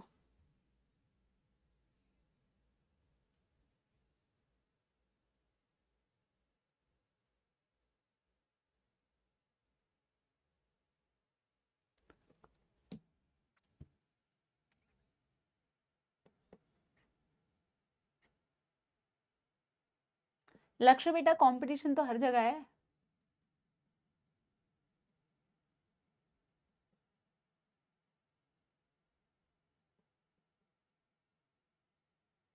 धन्यवाद नमन बेटा, धन्यवाद। अभी एनसीईआरटी से रीडिंग कराऊंगी तो आपको और कॉन्फिडेंस आएगा कि एनसीईआरटी ने तो कुछ भी नहीं दिया हुआ, हमने तो अच्छे से पढ़ लिया है मैम, इसमें से कोई क्वेश्चन गलत नहीं होगा। मैं बार बार आपको बता रही हूँ, एक तो ग्राफिकल रिप्रेजेंटेशन से क्वेश्चन आएगा, किसमें पीक नैरो होती है, किसमें दो पीक दिखती है, किसमें पीक एक डायरेक्शन में शिफ्ट होती है, सबसे पहले ये क्वेश्चन आएगा।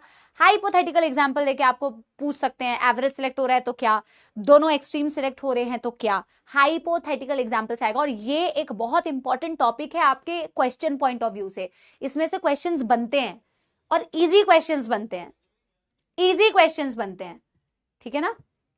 चलो, types of natural selection, types of natural selection. अरे यार देखो, ज्यादा दिया ही नहीं है, सिर्फ ये लाइन दी हुई है 121 में, और ये ग्राफ बनाया हुआ है, सिर्फ इतनी सी ही लाइन दी हुई है। देखो आप ये देख पा रहे हो, पेज 121 खोलो, हार्डी विनबर्ग प्रिंसिपल जहां दिया हुआ है ना बेटा, इसको वहां एक्सप्लेन किया है। अब आप कहोगे फिर मैम हमने इतना क्यों पढ़ा, क्योंकि एनसीईआरटी ने ग्राफ दिया हुआ था ना बेटा, ग्राफ को आपको समझाने के लिए हमें लिखना पड़ेगा, आप बिना बेटा लिखे हुए तो समझ ही नहीं सकते। देखो क्या लिखा हुआ, natural selection can lead to stabilising in which more individual acquire mean character value. एक लाइन में दिया है, पर उसको समझने के लिए कितनी मेहनत करनी पड़ती है। मीन कैरेक्टर वैल्यू सेलेक्ट कर दिया, कैसे किया कुछ भी नहीं बताया। Directional selection where more individual acquire value other than mean character value, and disruptive selection या डिसरप्शन वेयर बेटा individual acquire peripheral character value at both ends of distribution curve. Peripheral values को एक साथ सेलेक्ट कर लिया, disruptive selection. NCERT की कहानी खत्म, समझ रहे हो। तो एनसीईआरटी को लगता है कि आप बड़े स्मार्ट हो, आप खुद से कर लोगे, और फिर ग्राफ दे दिया बेटा डायरेक्टली। ये एक बारी मैं ग्राफ भी आपको बता देती हूं। देखो, number of individuals with a particular phenotype और ये नेचुरल सिलेक्शन नहीं हुआ है। जैसे ही नेचुरल सिलेक्शन हो रहा है, अगर peak is getting narrower, A represents, NCERT के डायग्राम्स बहुत जरूरी, क्वेश्चन यहीं से आएंगे। हमने जैसे बनाए वो तो एग्जैक्टली आपको समझाने के लिए बताया कि क्या हो रहा होता है, ठीक है ना। नेचुरल नॉर्मल सिलेक्शन या स्टेबलाइजिंग सिलेक्शन, एरो बना दिया अगर ऐसे, या फिर एरो बना दिया ऐसे, अरे भाई, या फिर ऐसे, तो पीक को अगर शिफ्ट करते हुए दिखाया तो डायरेक्शनल सिलेक्शन। अगर दो पीक बने हुए दिखाया, इधर भी हो रहा है इधर भी हो रहा है सिलेक्शन, एक साथ हो रहा है, इंटरमीडिएट को आप सिलेक्ट नहीं कर रहे, तो डिसरप्टिव सिलेक्शन। That's it. सोचो, इतना easy. Done done done done. पहले मुझे बताओ बेटा, अभी तक, अब मैं आपको ना, अभी तक पूरे चैप्टर का मैं आपको बताती हूं हमने क्या क्या पढ़ा है अभी तक, ठीक है ना। पूरे चैप्टर की मैं एक चीज आपको समरी के, पूरा रिवाइज नहीं करा रही हूं, मैं आपको एक बता देती हूँ कंक्लूजन अभी तक हमने क्या क्या पढ़ा। सबसे पहले हमने पढ़ा इवोल्यूशन क्या होता है। इवोल्यूशन को समझा तो बोला कि यार कुछ चेंजेस है जो कई सालों तक, मिलियन ऑफ ईयर्स में होते हैं फ्लोरा एंड फौना में ओवर ईयर्स। फिर हमने सोचा कि यार इवोल्यूशन समझने से पहले हमें ये समझना पड़ेगा यूनिवर्स कैसे आया। तो हमने बेटा यूनिवर्स की ओरिजिन के बारे में पढ़ा, कैसे ओरिजिन हुआ, ताकि आप थोड़ा लिंक कर पाओ टॉपिक्स को, इसीलिए बता रही हूँ, ठीक है। हमने पढ़ा ओरिजिन ऑफ यूनिवर्स कैसे कैसे हुआ, ठीक है ना। फिर हमने पढ़ा, अच्छा यूनिवर्स तो आ गया, गैलेक्सीज बनी, अर्थ कैसे आया, अर्थ की ओरिजिन के बारे में पढ़ लिया। पहले का अर्थ का टेम्परेचर कैसा था, बाद में अर्थ का टेम्परेचर कैसे था, ये हमने पढ़ लिया। फिर हमने पढ़ा कि यार बाद में जो अर्थ का टेम्परेचर ऐसे था उसमें लाइफ कैसे आई, लाइफ कैसे अपीयर हुई। तो सबने अपनी अपनी थ्योरीज दी अबाउट ओरिजिन ऑफ लाइफ। फिर हमने theories for origin of life पढ़ा, ठीक है। हमने पढ़ा special creation, panspermia theory, abiogenesis theory, biogenesis theory. सबसे जो एक्सेप्टेबल थ्योरी हमने पढ़ी केमिकल एवोल्यूशन की, ऑपरेन एंड हेल्डेन की। उन्होंने एक पहले तो बताया कि पहले के एनवायरनमेंट में क्या क्या हुआ होगा, और उसको एक्सपेरिमेंटली प्रूव करके दिखाया मिलर एंड उरे ने। उन्होंने बताया कि यार केमिकल एवोल्यूशन हुआ होगा सिंपल ऑर्गेनिक सब्सटेंसेस से, पहला सेल कहीं ना कहीं बना होगा, लेकिन एग्जैक्टली कैसे बना इट इज स्टिल अनक्लियर। तो हमने पढ़ लिया पहला सेल कैसे बन गया। फिर हमने आगे क्या पढ़ा बेटा, फिर हमने आगे पढ़ा कि ऑर्गेनिक एवोल्यूशन कैसे हुआ या बायोलॉजिकल एवोल्यूशन कैसे हुआ। आगे आपको इतनी सारी वैरायटी कैसे दिखी, पहले तो एक सेल आया था, तो अब आज के डेट में आपको how do you see so many और वैरायटी ऑफ ऑर्गेनिजम्स। तो हमने पढ़ा थ्योरी ऑफ बायोलॉजिकल एवोल्यूशन या ऑर्गेनिक एवोल्यूशन। फिर हमने पढ़ा लेमार्क ने क्या कहा कैसे एवोल्यूशन हुआ होगा, डार्विन ने क्या कहा कैसे एवोल्यूशन हुआ होगा, ह्यूगो डी व्रीज ने कैसे कहा कैसे एवोल्यूशन हुआ होगा। और फिर हमने मॉडर्न सिंथेटिक थ्योरी पढ़ी, और फिर हमने देखा कि डार्विन ने जो नेचुरल सिलेक्शन की बात कही थी उसके एग्जांपल्स क्या क्या हैं, और नेचुरल सिलेक्शन कैसे कैसे ऑपरेट कर सकता है, टाइप्स ऑफ नेचुरल सिलेक्शन। सबको आपको समझ में आया बेटा मैंने क्या पूरे चैप्टर में अभी तक पढ़ाया है। अब हम पढ़ने जा रहे हैं प्रूफ क्या है। प्रूफ को आप पहले भी पढ़ सकते हो, वैसे जब आप अर्थ पे लाइफ कैसे आई इसको पढ़ लेते हो तो उसके बाद ही आप पढ़ सकते हो प्रूफ क्या है। जब लाइफ की ओरिजिन कैसे हुई जब इसको एक्सप्लेन कर लेते हैं लोग तो भी पढ़ सकते हो। व्हाट आर द एविडेंस, कैसे माने जो ये सारे बेटा कहानियां दी गई है ना, उसका प्रूफ क्या है एवोल्यूशन का, एविडेंस ऑफ एवोल्यूशन, क्योंकि बिना एविडेंसेस के कोई विश्वास नहीं करता, ठीक है ना। Now we are going to talk about कि बताओ भैया हमें सबूत चाहिए। So we are going to talk about all the सबूत्स that we have that tells us कि हाँ भैया evolution हुआ है, देखो मेरे पास प्रूफ है। समझ गए yes everyone? चलिए हम हेडिंग डालते हैं एविडेंसेस ऑफ एवोल्यूशन। चैप्टर 60% तो खत्म हो चुका है, 65% खत्म हो चुका है। एविडेंसेस ऑफ इवोल्यूशन मतलब 60% बोल सकते हो। एविडेंस पढ़ने के बाद हार्डी विनबर्ग इक्विलिब्रियम पढ़ेंगे, ठीक है ना। फिर बेटा वो बहुत सारी थ्योरेटिकल कहानियां हैं जिसे हमें मैक्सिमम तो एनसीईआरटी के कुछ कुछ चीजों से रीड करनी है, बट एनीवे पढ़ेंगे, अभी समय है। डार्विन फिंचेस बाद में पढ़ेंगे, एडेप्टिव रेडिएशन पढ़ेंगे, अभी देखो। So what are the evidences of evolution. तो एविडेंसेस में बेटा हमें पढ़ना क्या क्या है पहले मैं आपको बता देती हूँ कि हमें कौन कौन से प्रूफ पढ़ने हैं। हमें कैसे पता चला कि इवोल्यूशन हुआ है। नंबर 1 हमें पढ़ना है morphological and anatomical evidences. Morphological and anatomical evidences. Morphological and anatomical evidences. सबसे पहले हमें यह पढ़ना है morphological and anatomical evidences. Number 2 हमें पढ़ना है palaeontological evidences. Hello sir, hello hello hello. Oh my, बच्चे तो बहुत खुश हो जाएंगे सर। अरे सर आए हैं। Hello sir, hello sir. बच्चे कौन से क्लास में हो अभी? लक्ष्मी। लक्ष्य में। Hello hello. छुट्टी नहीं दे रहे आप लोग दिवाली की? हम आप नहीं दे रहे हैं सर। मैं तो दे रहा हूँ, झूठ मत मुझे बोलो। भी मैं चाहिए सर छुट्टी। छुट्टी आपकी तो मैम, आप जब चाहो मतलब 1 हफ्ते बाद ले लेना। सर बच्चे छुट्टी मना रहे हैं। है हाँ। मैम, छुट्टी दे दो। कितना पढ़ाओगे आप लोग? देखिए कमेंट। अभी अभी बोल रहे हैं छुट्टी देने के लिए। मतलब जब भी आपको सही लगे। दिवाली हाँ, नहीं दोगे आप दिवाली का? बच्चे पूरे साल भर दिवाली मना रहे हैं सर। क्या बात कर रहे हो? हाँ, नहीं, लक्ष्य से सबसे ज्यादा रिजल्ट आते हैं, पर रिजल्ट तो आते हैं सर, है नो ना? डाउट। हाँ। पढ़ तो रहे होंगे इन लोग। Good evening, good evening. Hello hello अभी हेलो। पढ़ाई कम हो गई है सर थोड़ी। हाँ, अभी दिवाली की वजह से। पता नहीं, एंड आते आते ऐसा फील होता है। ये तो है, बहुत से बच्चे बहुत एनर्जी में शुरू करते हैं, फिर लास्ट आते आते गिव अप करने लगते हैं। जबकि अभी भी टाइम तो काफ़ी बाकी है। अभी आप देखो यहाँ से तो नवंबर, दिसंबर, जैन, फेब, मार्च, अप्रैल, 6 महीने बच्चे हैं अभी इफेक्टिवली देखा जाए। और बच्चा जो ड्रॉप लेता है उसके पास भी इफेक्टिवली 10-12 महीने ही होते हैं, तो इनके पास समय तो अभी भी बहुत है। सही है, पर थोड़ा सा दिवाली पे लाइट तो कर सकते हैं। एकदम छुट्टी नहीं है क्या लक्ष्य में? पता नहीं सर। आपको भी नहीं पता अभी? सही है। सर मैं कुछ अनाउंस कर दूंगी, फिर पता चला कि नहीं है छुट्टी। मैं भी नहीं कर रहा हूँ फिर इसीलिए। फिर वो हाँ, बच्चे। Hello sir. मैं भी अनाउंस तो मैं भी कुछ नहीं करूंगा। सही है भाई, थोड़ी बहुत आप लोग दिवाली बनाओ, थोड़ी बहुत पढ़ाई करो, ऐसे ही बैलेंस लाइफ को करो। और भाई सबसे ज़्यादा सल्यूट है सारे टीचर्स को कि एकदम दिवाली पास में है। सब लोग अभी लाइव क्लासेस के अंदर खड़े हैं, सभी लोग पढ़ा रहे हैं। मैं सभी टीचर्स को वही देख रहा था। तो big salute to all teachers and happy Diwali to everyone. अरे थैंक यू सर। मैं बिग बाहर सैल्यूट टू यू सर। नहीं नहीं, बिग सल्यूट टू यू। हम लोग आपस में एक दूसरे की तारीफ करते हैं हमेशा। बच्चे कहेंगे इनकी अपनी सेटिंग है, आपस में तारीफ करके चले जाते हैं हर बार। बाहर पार्टी वार्टी हो रही है। इनको लेकिन थोड़ी सी मोटिवेशन चाहिए सर। मुझे लगता है लक्ष्य बैच में मैं इनको भी बोलती हूँ, लास्ट तक आते आते पढ़ाई इनकी बहुत कम हो जाती है सर। इवन मैं कमेंट्स में जो देख पाती हूँ, अभी देखो कितना सारा कमेंट कर रहे हैं। अभी आपस में नहीं तो बातें करते हैं बहुत, एंड तक आते आते इनका बैच थोड़ा ऐसे हो जाता है। सही बात है। नहीं यार देखो, अभी मैं वही बोल रहा हूँ, अभी भी 6 मंथ्स यहाँ से बचे हैं।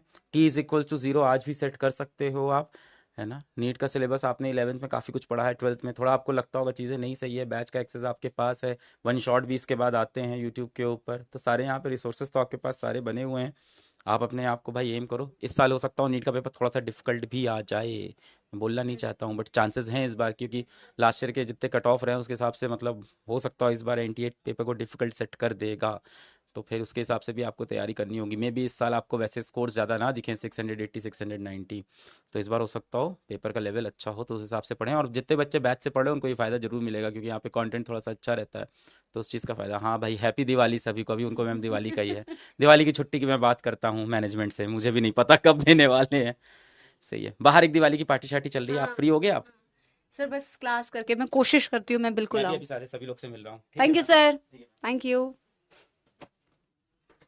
अभी तो तुम सारे बड़े एक्टिव हो गए यार, अचानक से इतनी एक्टिविटीज। क्या बात है, क्या बात है। पढ़ाई में तो इतनी एक्टिविटीज तुम्हें दिख नहीं रही थी। हाँ, यस, माय गॉड्स, इतने कमेंट्स, इतना प्यार तो तुमने मुझे नहीं किया बेटा। I am jealous. मजाक कर रही हूँ यार। सर आने वाले थे वैसे, बाहर सेलिब्रेशन हो रही है। यस,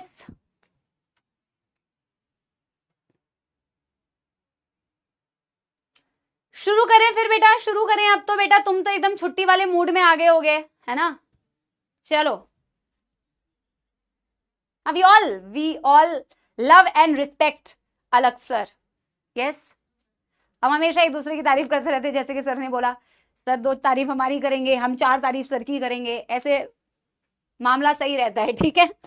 चलिए चलिए, इसी बात के साथ में बेटा मॉर्फोलॉजिकल एंड एनाटॉमिकल एविडेंसेस में हम पढ़ने वाले हैं। हम क्या पढ़ने वाले हैं वो बाद में पढ़ेंगे बेटा, सब कुछ हम बाद में पढ़ेंगे। पैलेंटोलॉजिकल, अरे भाई रंग ही बदल गया बेटा, रंग ही बदल गया। पैलेंटोलॉजिकल एविडेंसेस, पैलेंटोलॉजिकल एविडेंसेस, ठीक है। और अरे रहने तो क्या होता है अभी, सर क्या समझा के गए हैं, सर क्या समझा के गए हैं, सर क्या समझा के गए हैं, मुझे ये बताओ, सर ने क्या समझाया कि अभी भी वक्त है पढ़ाई करो, अभी भी वक्त है पढ़ाई करो बेटा, सर ये समझा के गए हैं। और मैंने सर को सच्चाई, सच वाला फीडबैक दिया है। मैंने कहा था ना कि हम भी आपका फीडबैक देते हैं, तो मैंने भी सर को सच बताया कि यार लास्ट तक आते हैं तो तुम्हारे बैच में पढ़ाई नहीं होती है ना। बट सी नो मैटर, आपको कोई टीचर कोई भी इंसान कितना भी मोटिवेट करे, लेकिन अगर बेटा आप खुद से पढ़ाई नहीं करोगे तो कोई फायदा नहीं है। आपको भी स्क्रीन के इस साइड आना है, आपको भी अलग सर से मिलना है, राइट? तो वो करना है तो आपको पढ़ाई करनी पड़ेगी बेटा। आप जिस हिसाब से, आपको मैं बोलती हूँ क्लास के बाद कमेंट्स देखती हूँ, आप जो कर रहे होते हो उससे तो नहीं लगता है कि आप उतनी मेहनत कर रहे हो, उतनी पढ़ाई कर रहे हो, है ना। पढ़ाई करो बेटा, अभी 10 मिनट का टाइम है, पढ़ाई करते हैं। Palaeontological evidences, embryological evidences, embryological evidences, embryological evidences,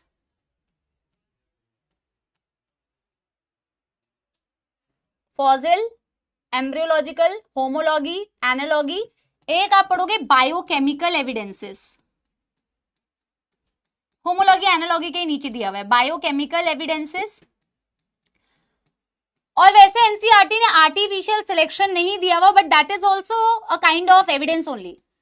artificial selection as a evidence of evolution, इसको आप ऐसे नोट डाल के लिख दो, पॉइंट में भी लिख सकते हो साथ में, लेकिन आप ऐसे भी लिख दो, मैंने ऐसे 5 भी कर दिया है। Artificial selection, artificial selection is also a very good evidence कि इवोल्यूशन हुआ है। आप यहां पे भी इंक्लूड कर सकते हो, आप अलग से भी लिख सकते हो नोट डाल के, ठीक है। सबसे पहले बेटा मॉर्फोलॉजिकल एंड एनाटॉमिकल एविडेंस शुरू करते हैं, ठीक है।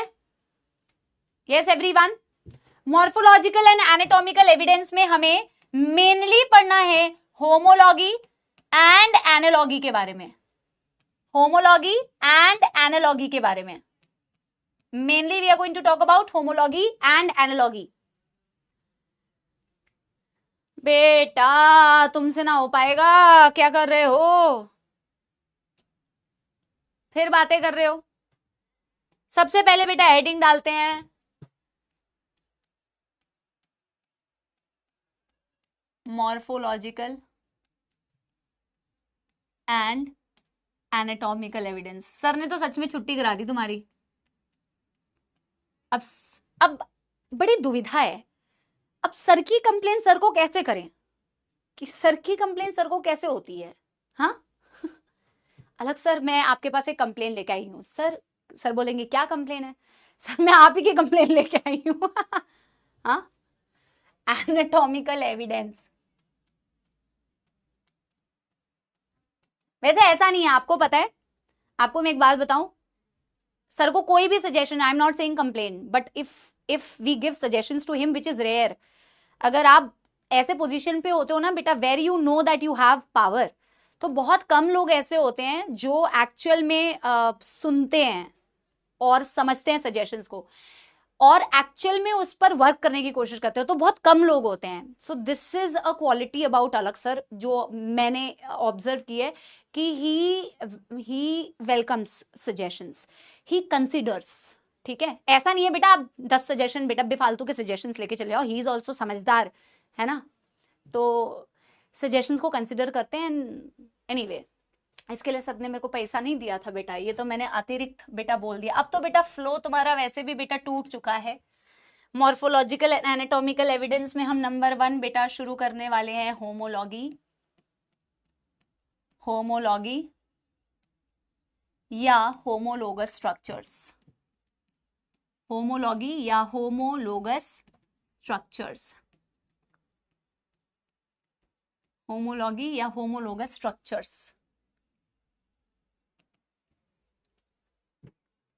ठीक है बेटा। होमोलोगस स्ट्रक्चर आप बचपन से पढ़ते आ रहे हो कि नहीं, ये बताओ, बचपन से पढ़ते आ रहे हो कि नहीं। हाँ, ऐसे स्ट्रक्चर्स बचपन से, मतलब बेटा तुम्हारा बचपन अभी अभी तो गया है।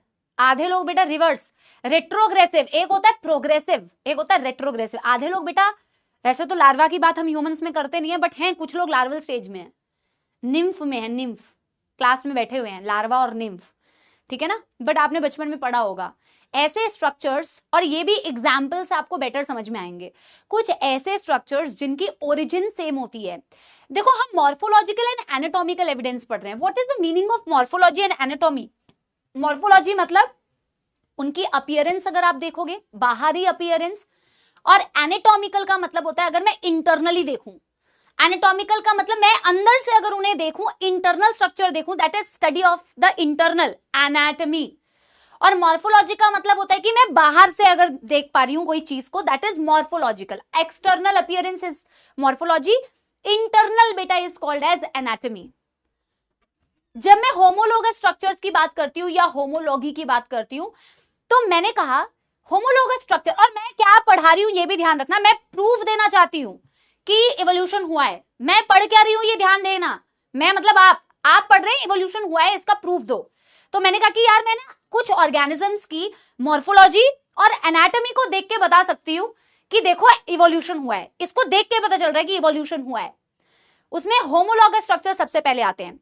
जब आप कुछ स्ट्रक्चर्स को ऑब्जर्व करते हैं कुछ एनिमल्स के, मैं एग्जाम्पल से ही डायरेक्टली आपको बेटा ये बताती हूं।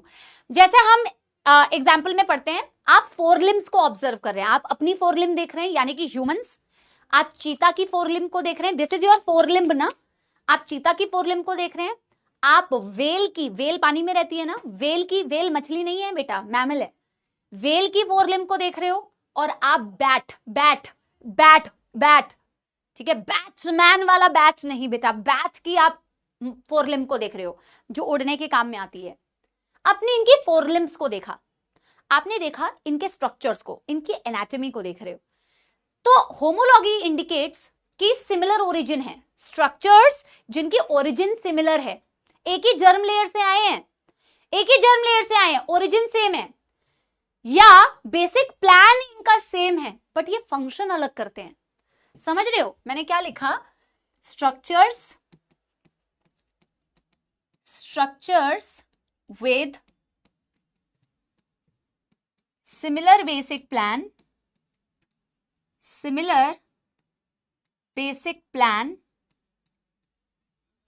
और common origin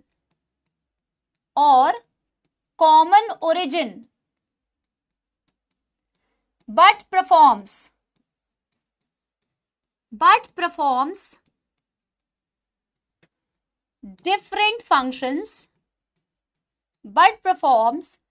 different functions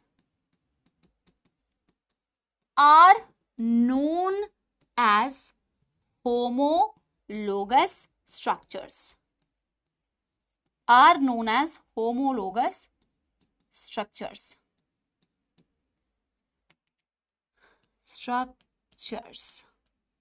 Are known as homologous structures.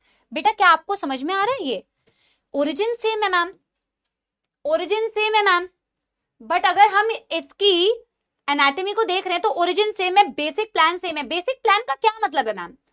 Basic plan का क्या मतलब है मैम?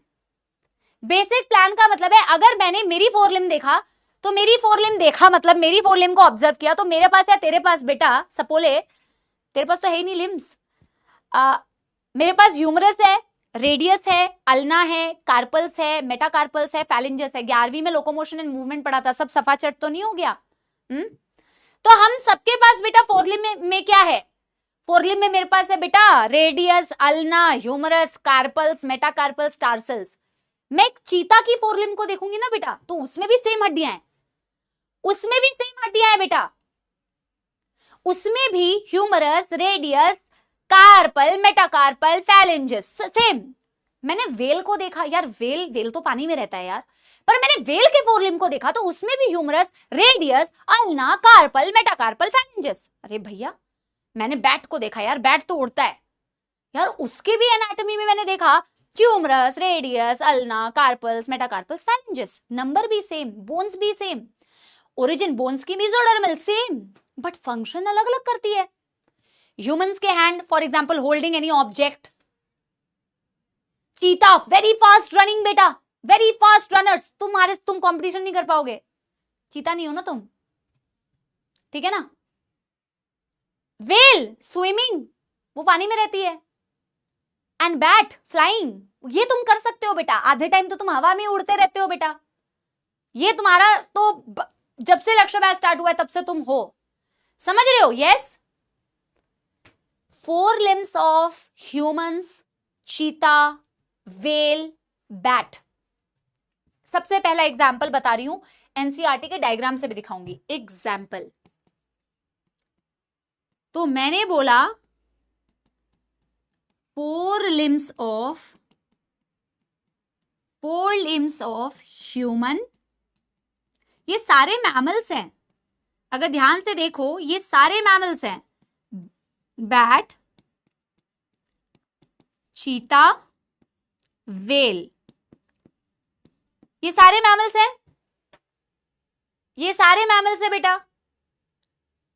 अब मैंने इनकी एनाटॉमी को देखा मैम, मैंने जब इनकी एनाटॉमी को देखा, all have similar bones,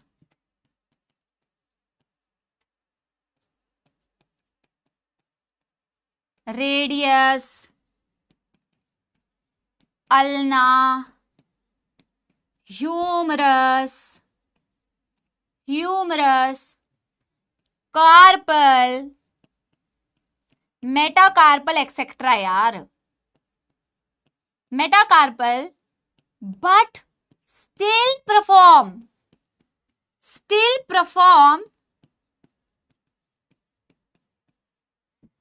different function। क्या इंडिकेट कर रही है ये? क्या इंडिकेट कर रही है ये? ह्यूमंस में क्या फंक्शन कर रहे हैं? For example human holding any object, bat flying, अरे भाई what is spelling of flying? Flying, चीता running, well swimming.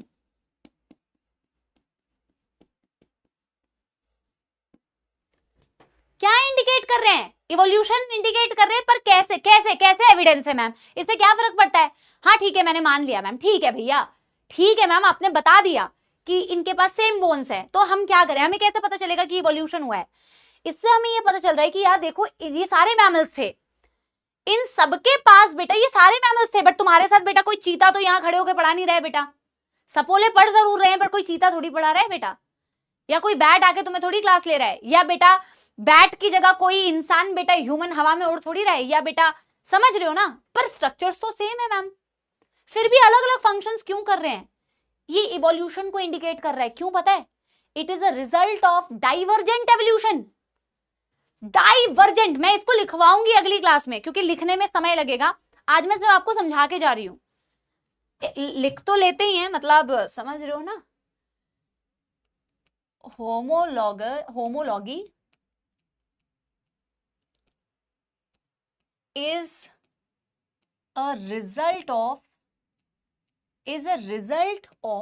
divergent evolution। इसका मतलब है मैम इवॉल्व तो ये एक साथ, ओरिजिन तो एक साथ एक जैसी थी, ओरिजिन तो एक ही जगह से थी, ओरिजिन सेम थी, एंसेस्ट्री सेम थी, बट फिर भी क्योंकि अलग अलग ज्योग्राफिकल एरिया में रहने के कारण उनको फंक्शनली अलग अलग एडाप्टेशंस शो करनी पड़ी, और एडाप्टेशन से ही तो बेटा आगे जाके चेंजेस से ही तो बेटा इवोल्यूशन होता है।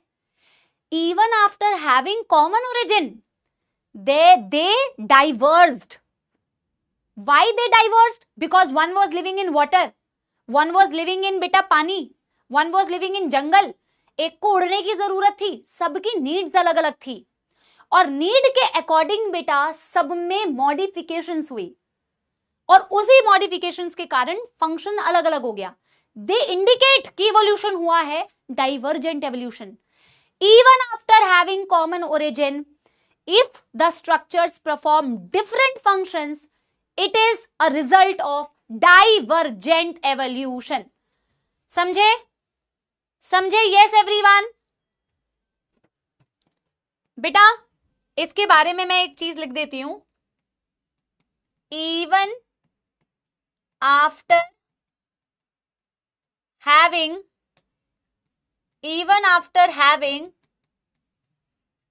common origin,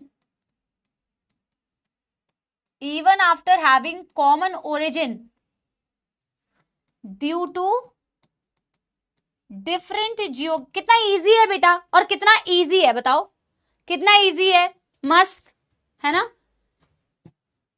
due to different geographical areas and different needs and different adaptations due to different needs, different adaptations due to different needs, different adaptations due to different needs, they functionally diverged. They functionally diverged. इसीलिए divergent evolution. पहले done डनाडन done कर लो बेटा, आज यहीं तक रखेंगे, इसके और भी एग्जाम्पल है।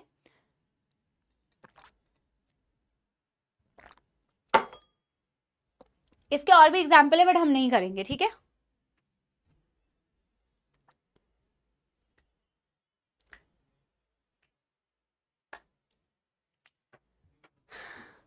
इसको ना ऐसे बनाते हैं, जैसे ना एंसेस्ट्री कॉमन थी, ओरिजिन कॉमन था। मैं अगले पेज में बना दूं क्या, मेडिजी में बनाया हुआ है इसलिए बना के दिखा रही हूं। डन कर लिया? यस। चैप्टर एंड बेटा, चैप्टर एंड तू कर ले बेटा, मेरा वेट क्यों कर रहा है, कर ले चैप्टर एंड। तेरे को मैंने पकड़ के थोड़ी रखा है। देखो कुछ बेटा, मैं एनसीईआरटी की रीडिंग छोड़ के जा रही हूँ, अगले दिन हम यहीं से कंटिन्यू करेंगे। जैसे डाइवर्जेंट एवोल्यूशन, ओरिजिन सेम थी, एक फ्लाइंग कर रहा है, एक रनिंग कर रहा है, एक होल्डिंग ऑब्जेक्ट, एक स्विमिंग कर रहा है, कॉमन एंसेस्ट्री थी, डाइवर्स कर गया ना, इसीलिए डाइवर्जेंट एवोल्यूशन। ओरिजिन सेम थी। अगले दिन मैं यहीं से कंटिन्यू करूंगी, अभी और भी एग्जाम्पल है। डीपीपी में कुछ ज्यादा एक्स्ट्रा क्वेश्चंस थोड़े होंगे, एनालॉगी से भी क्वेश्चंस होंगे, बट आप चिल रहना, हम अगले दिन करेंगे।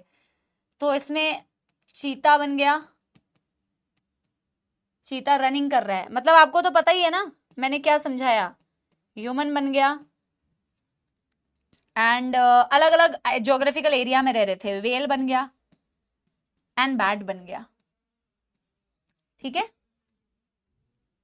यस चलो, ये तो तुम खुद ही बना सकते हो, डाइवर्जेंट एवोल्यूशन।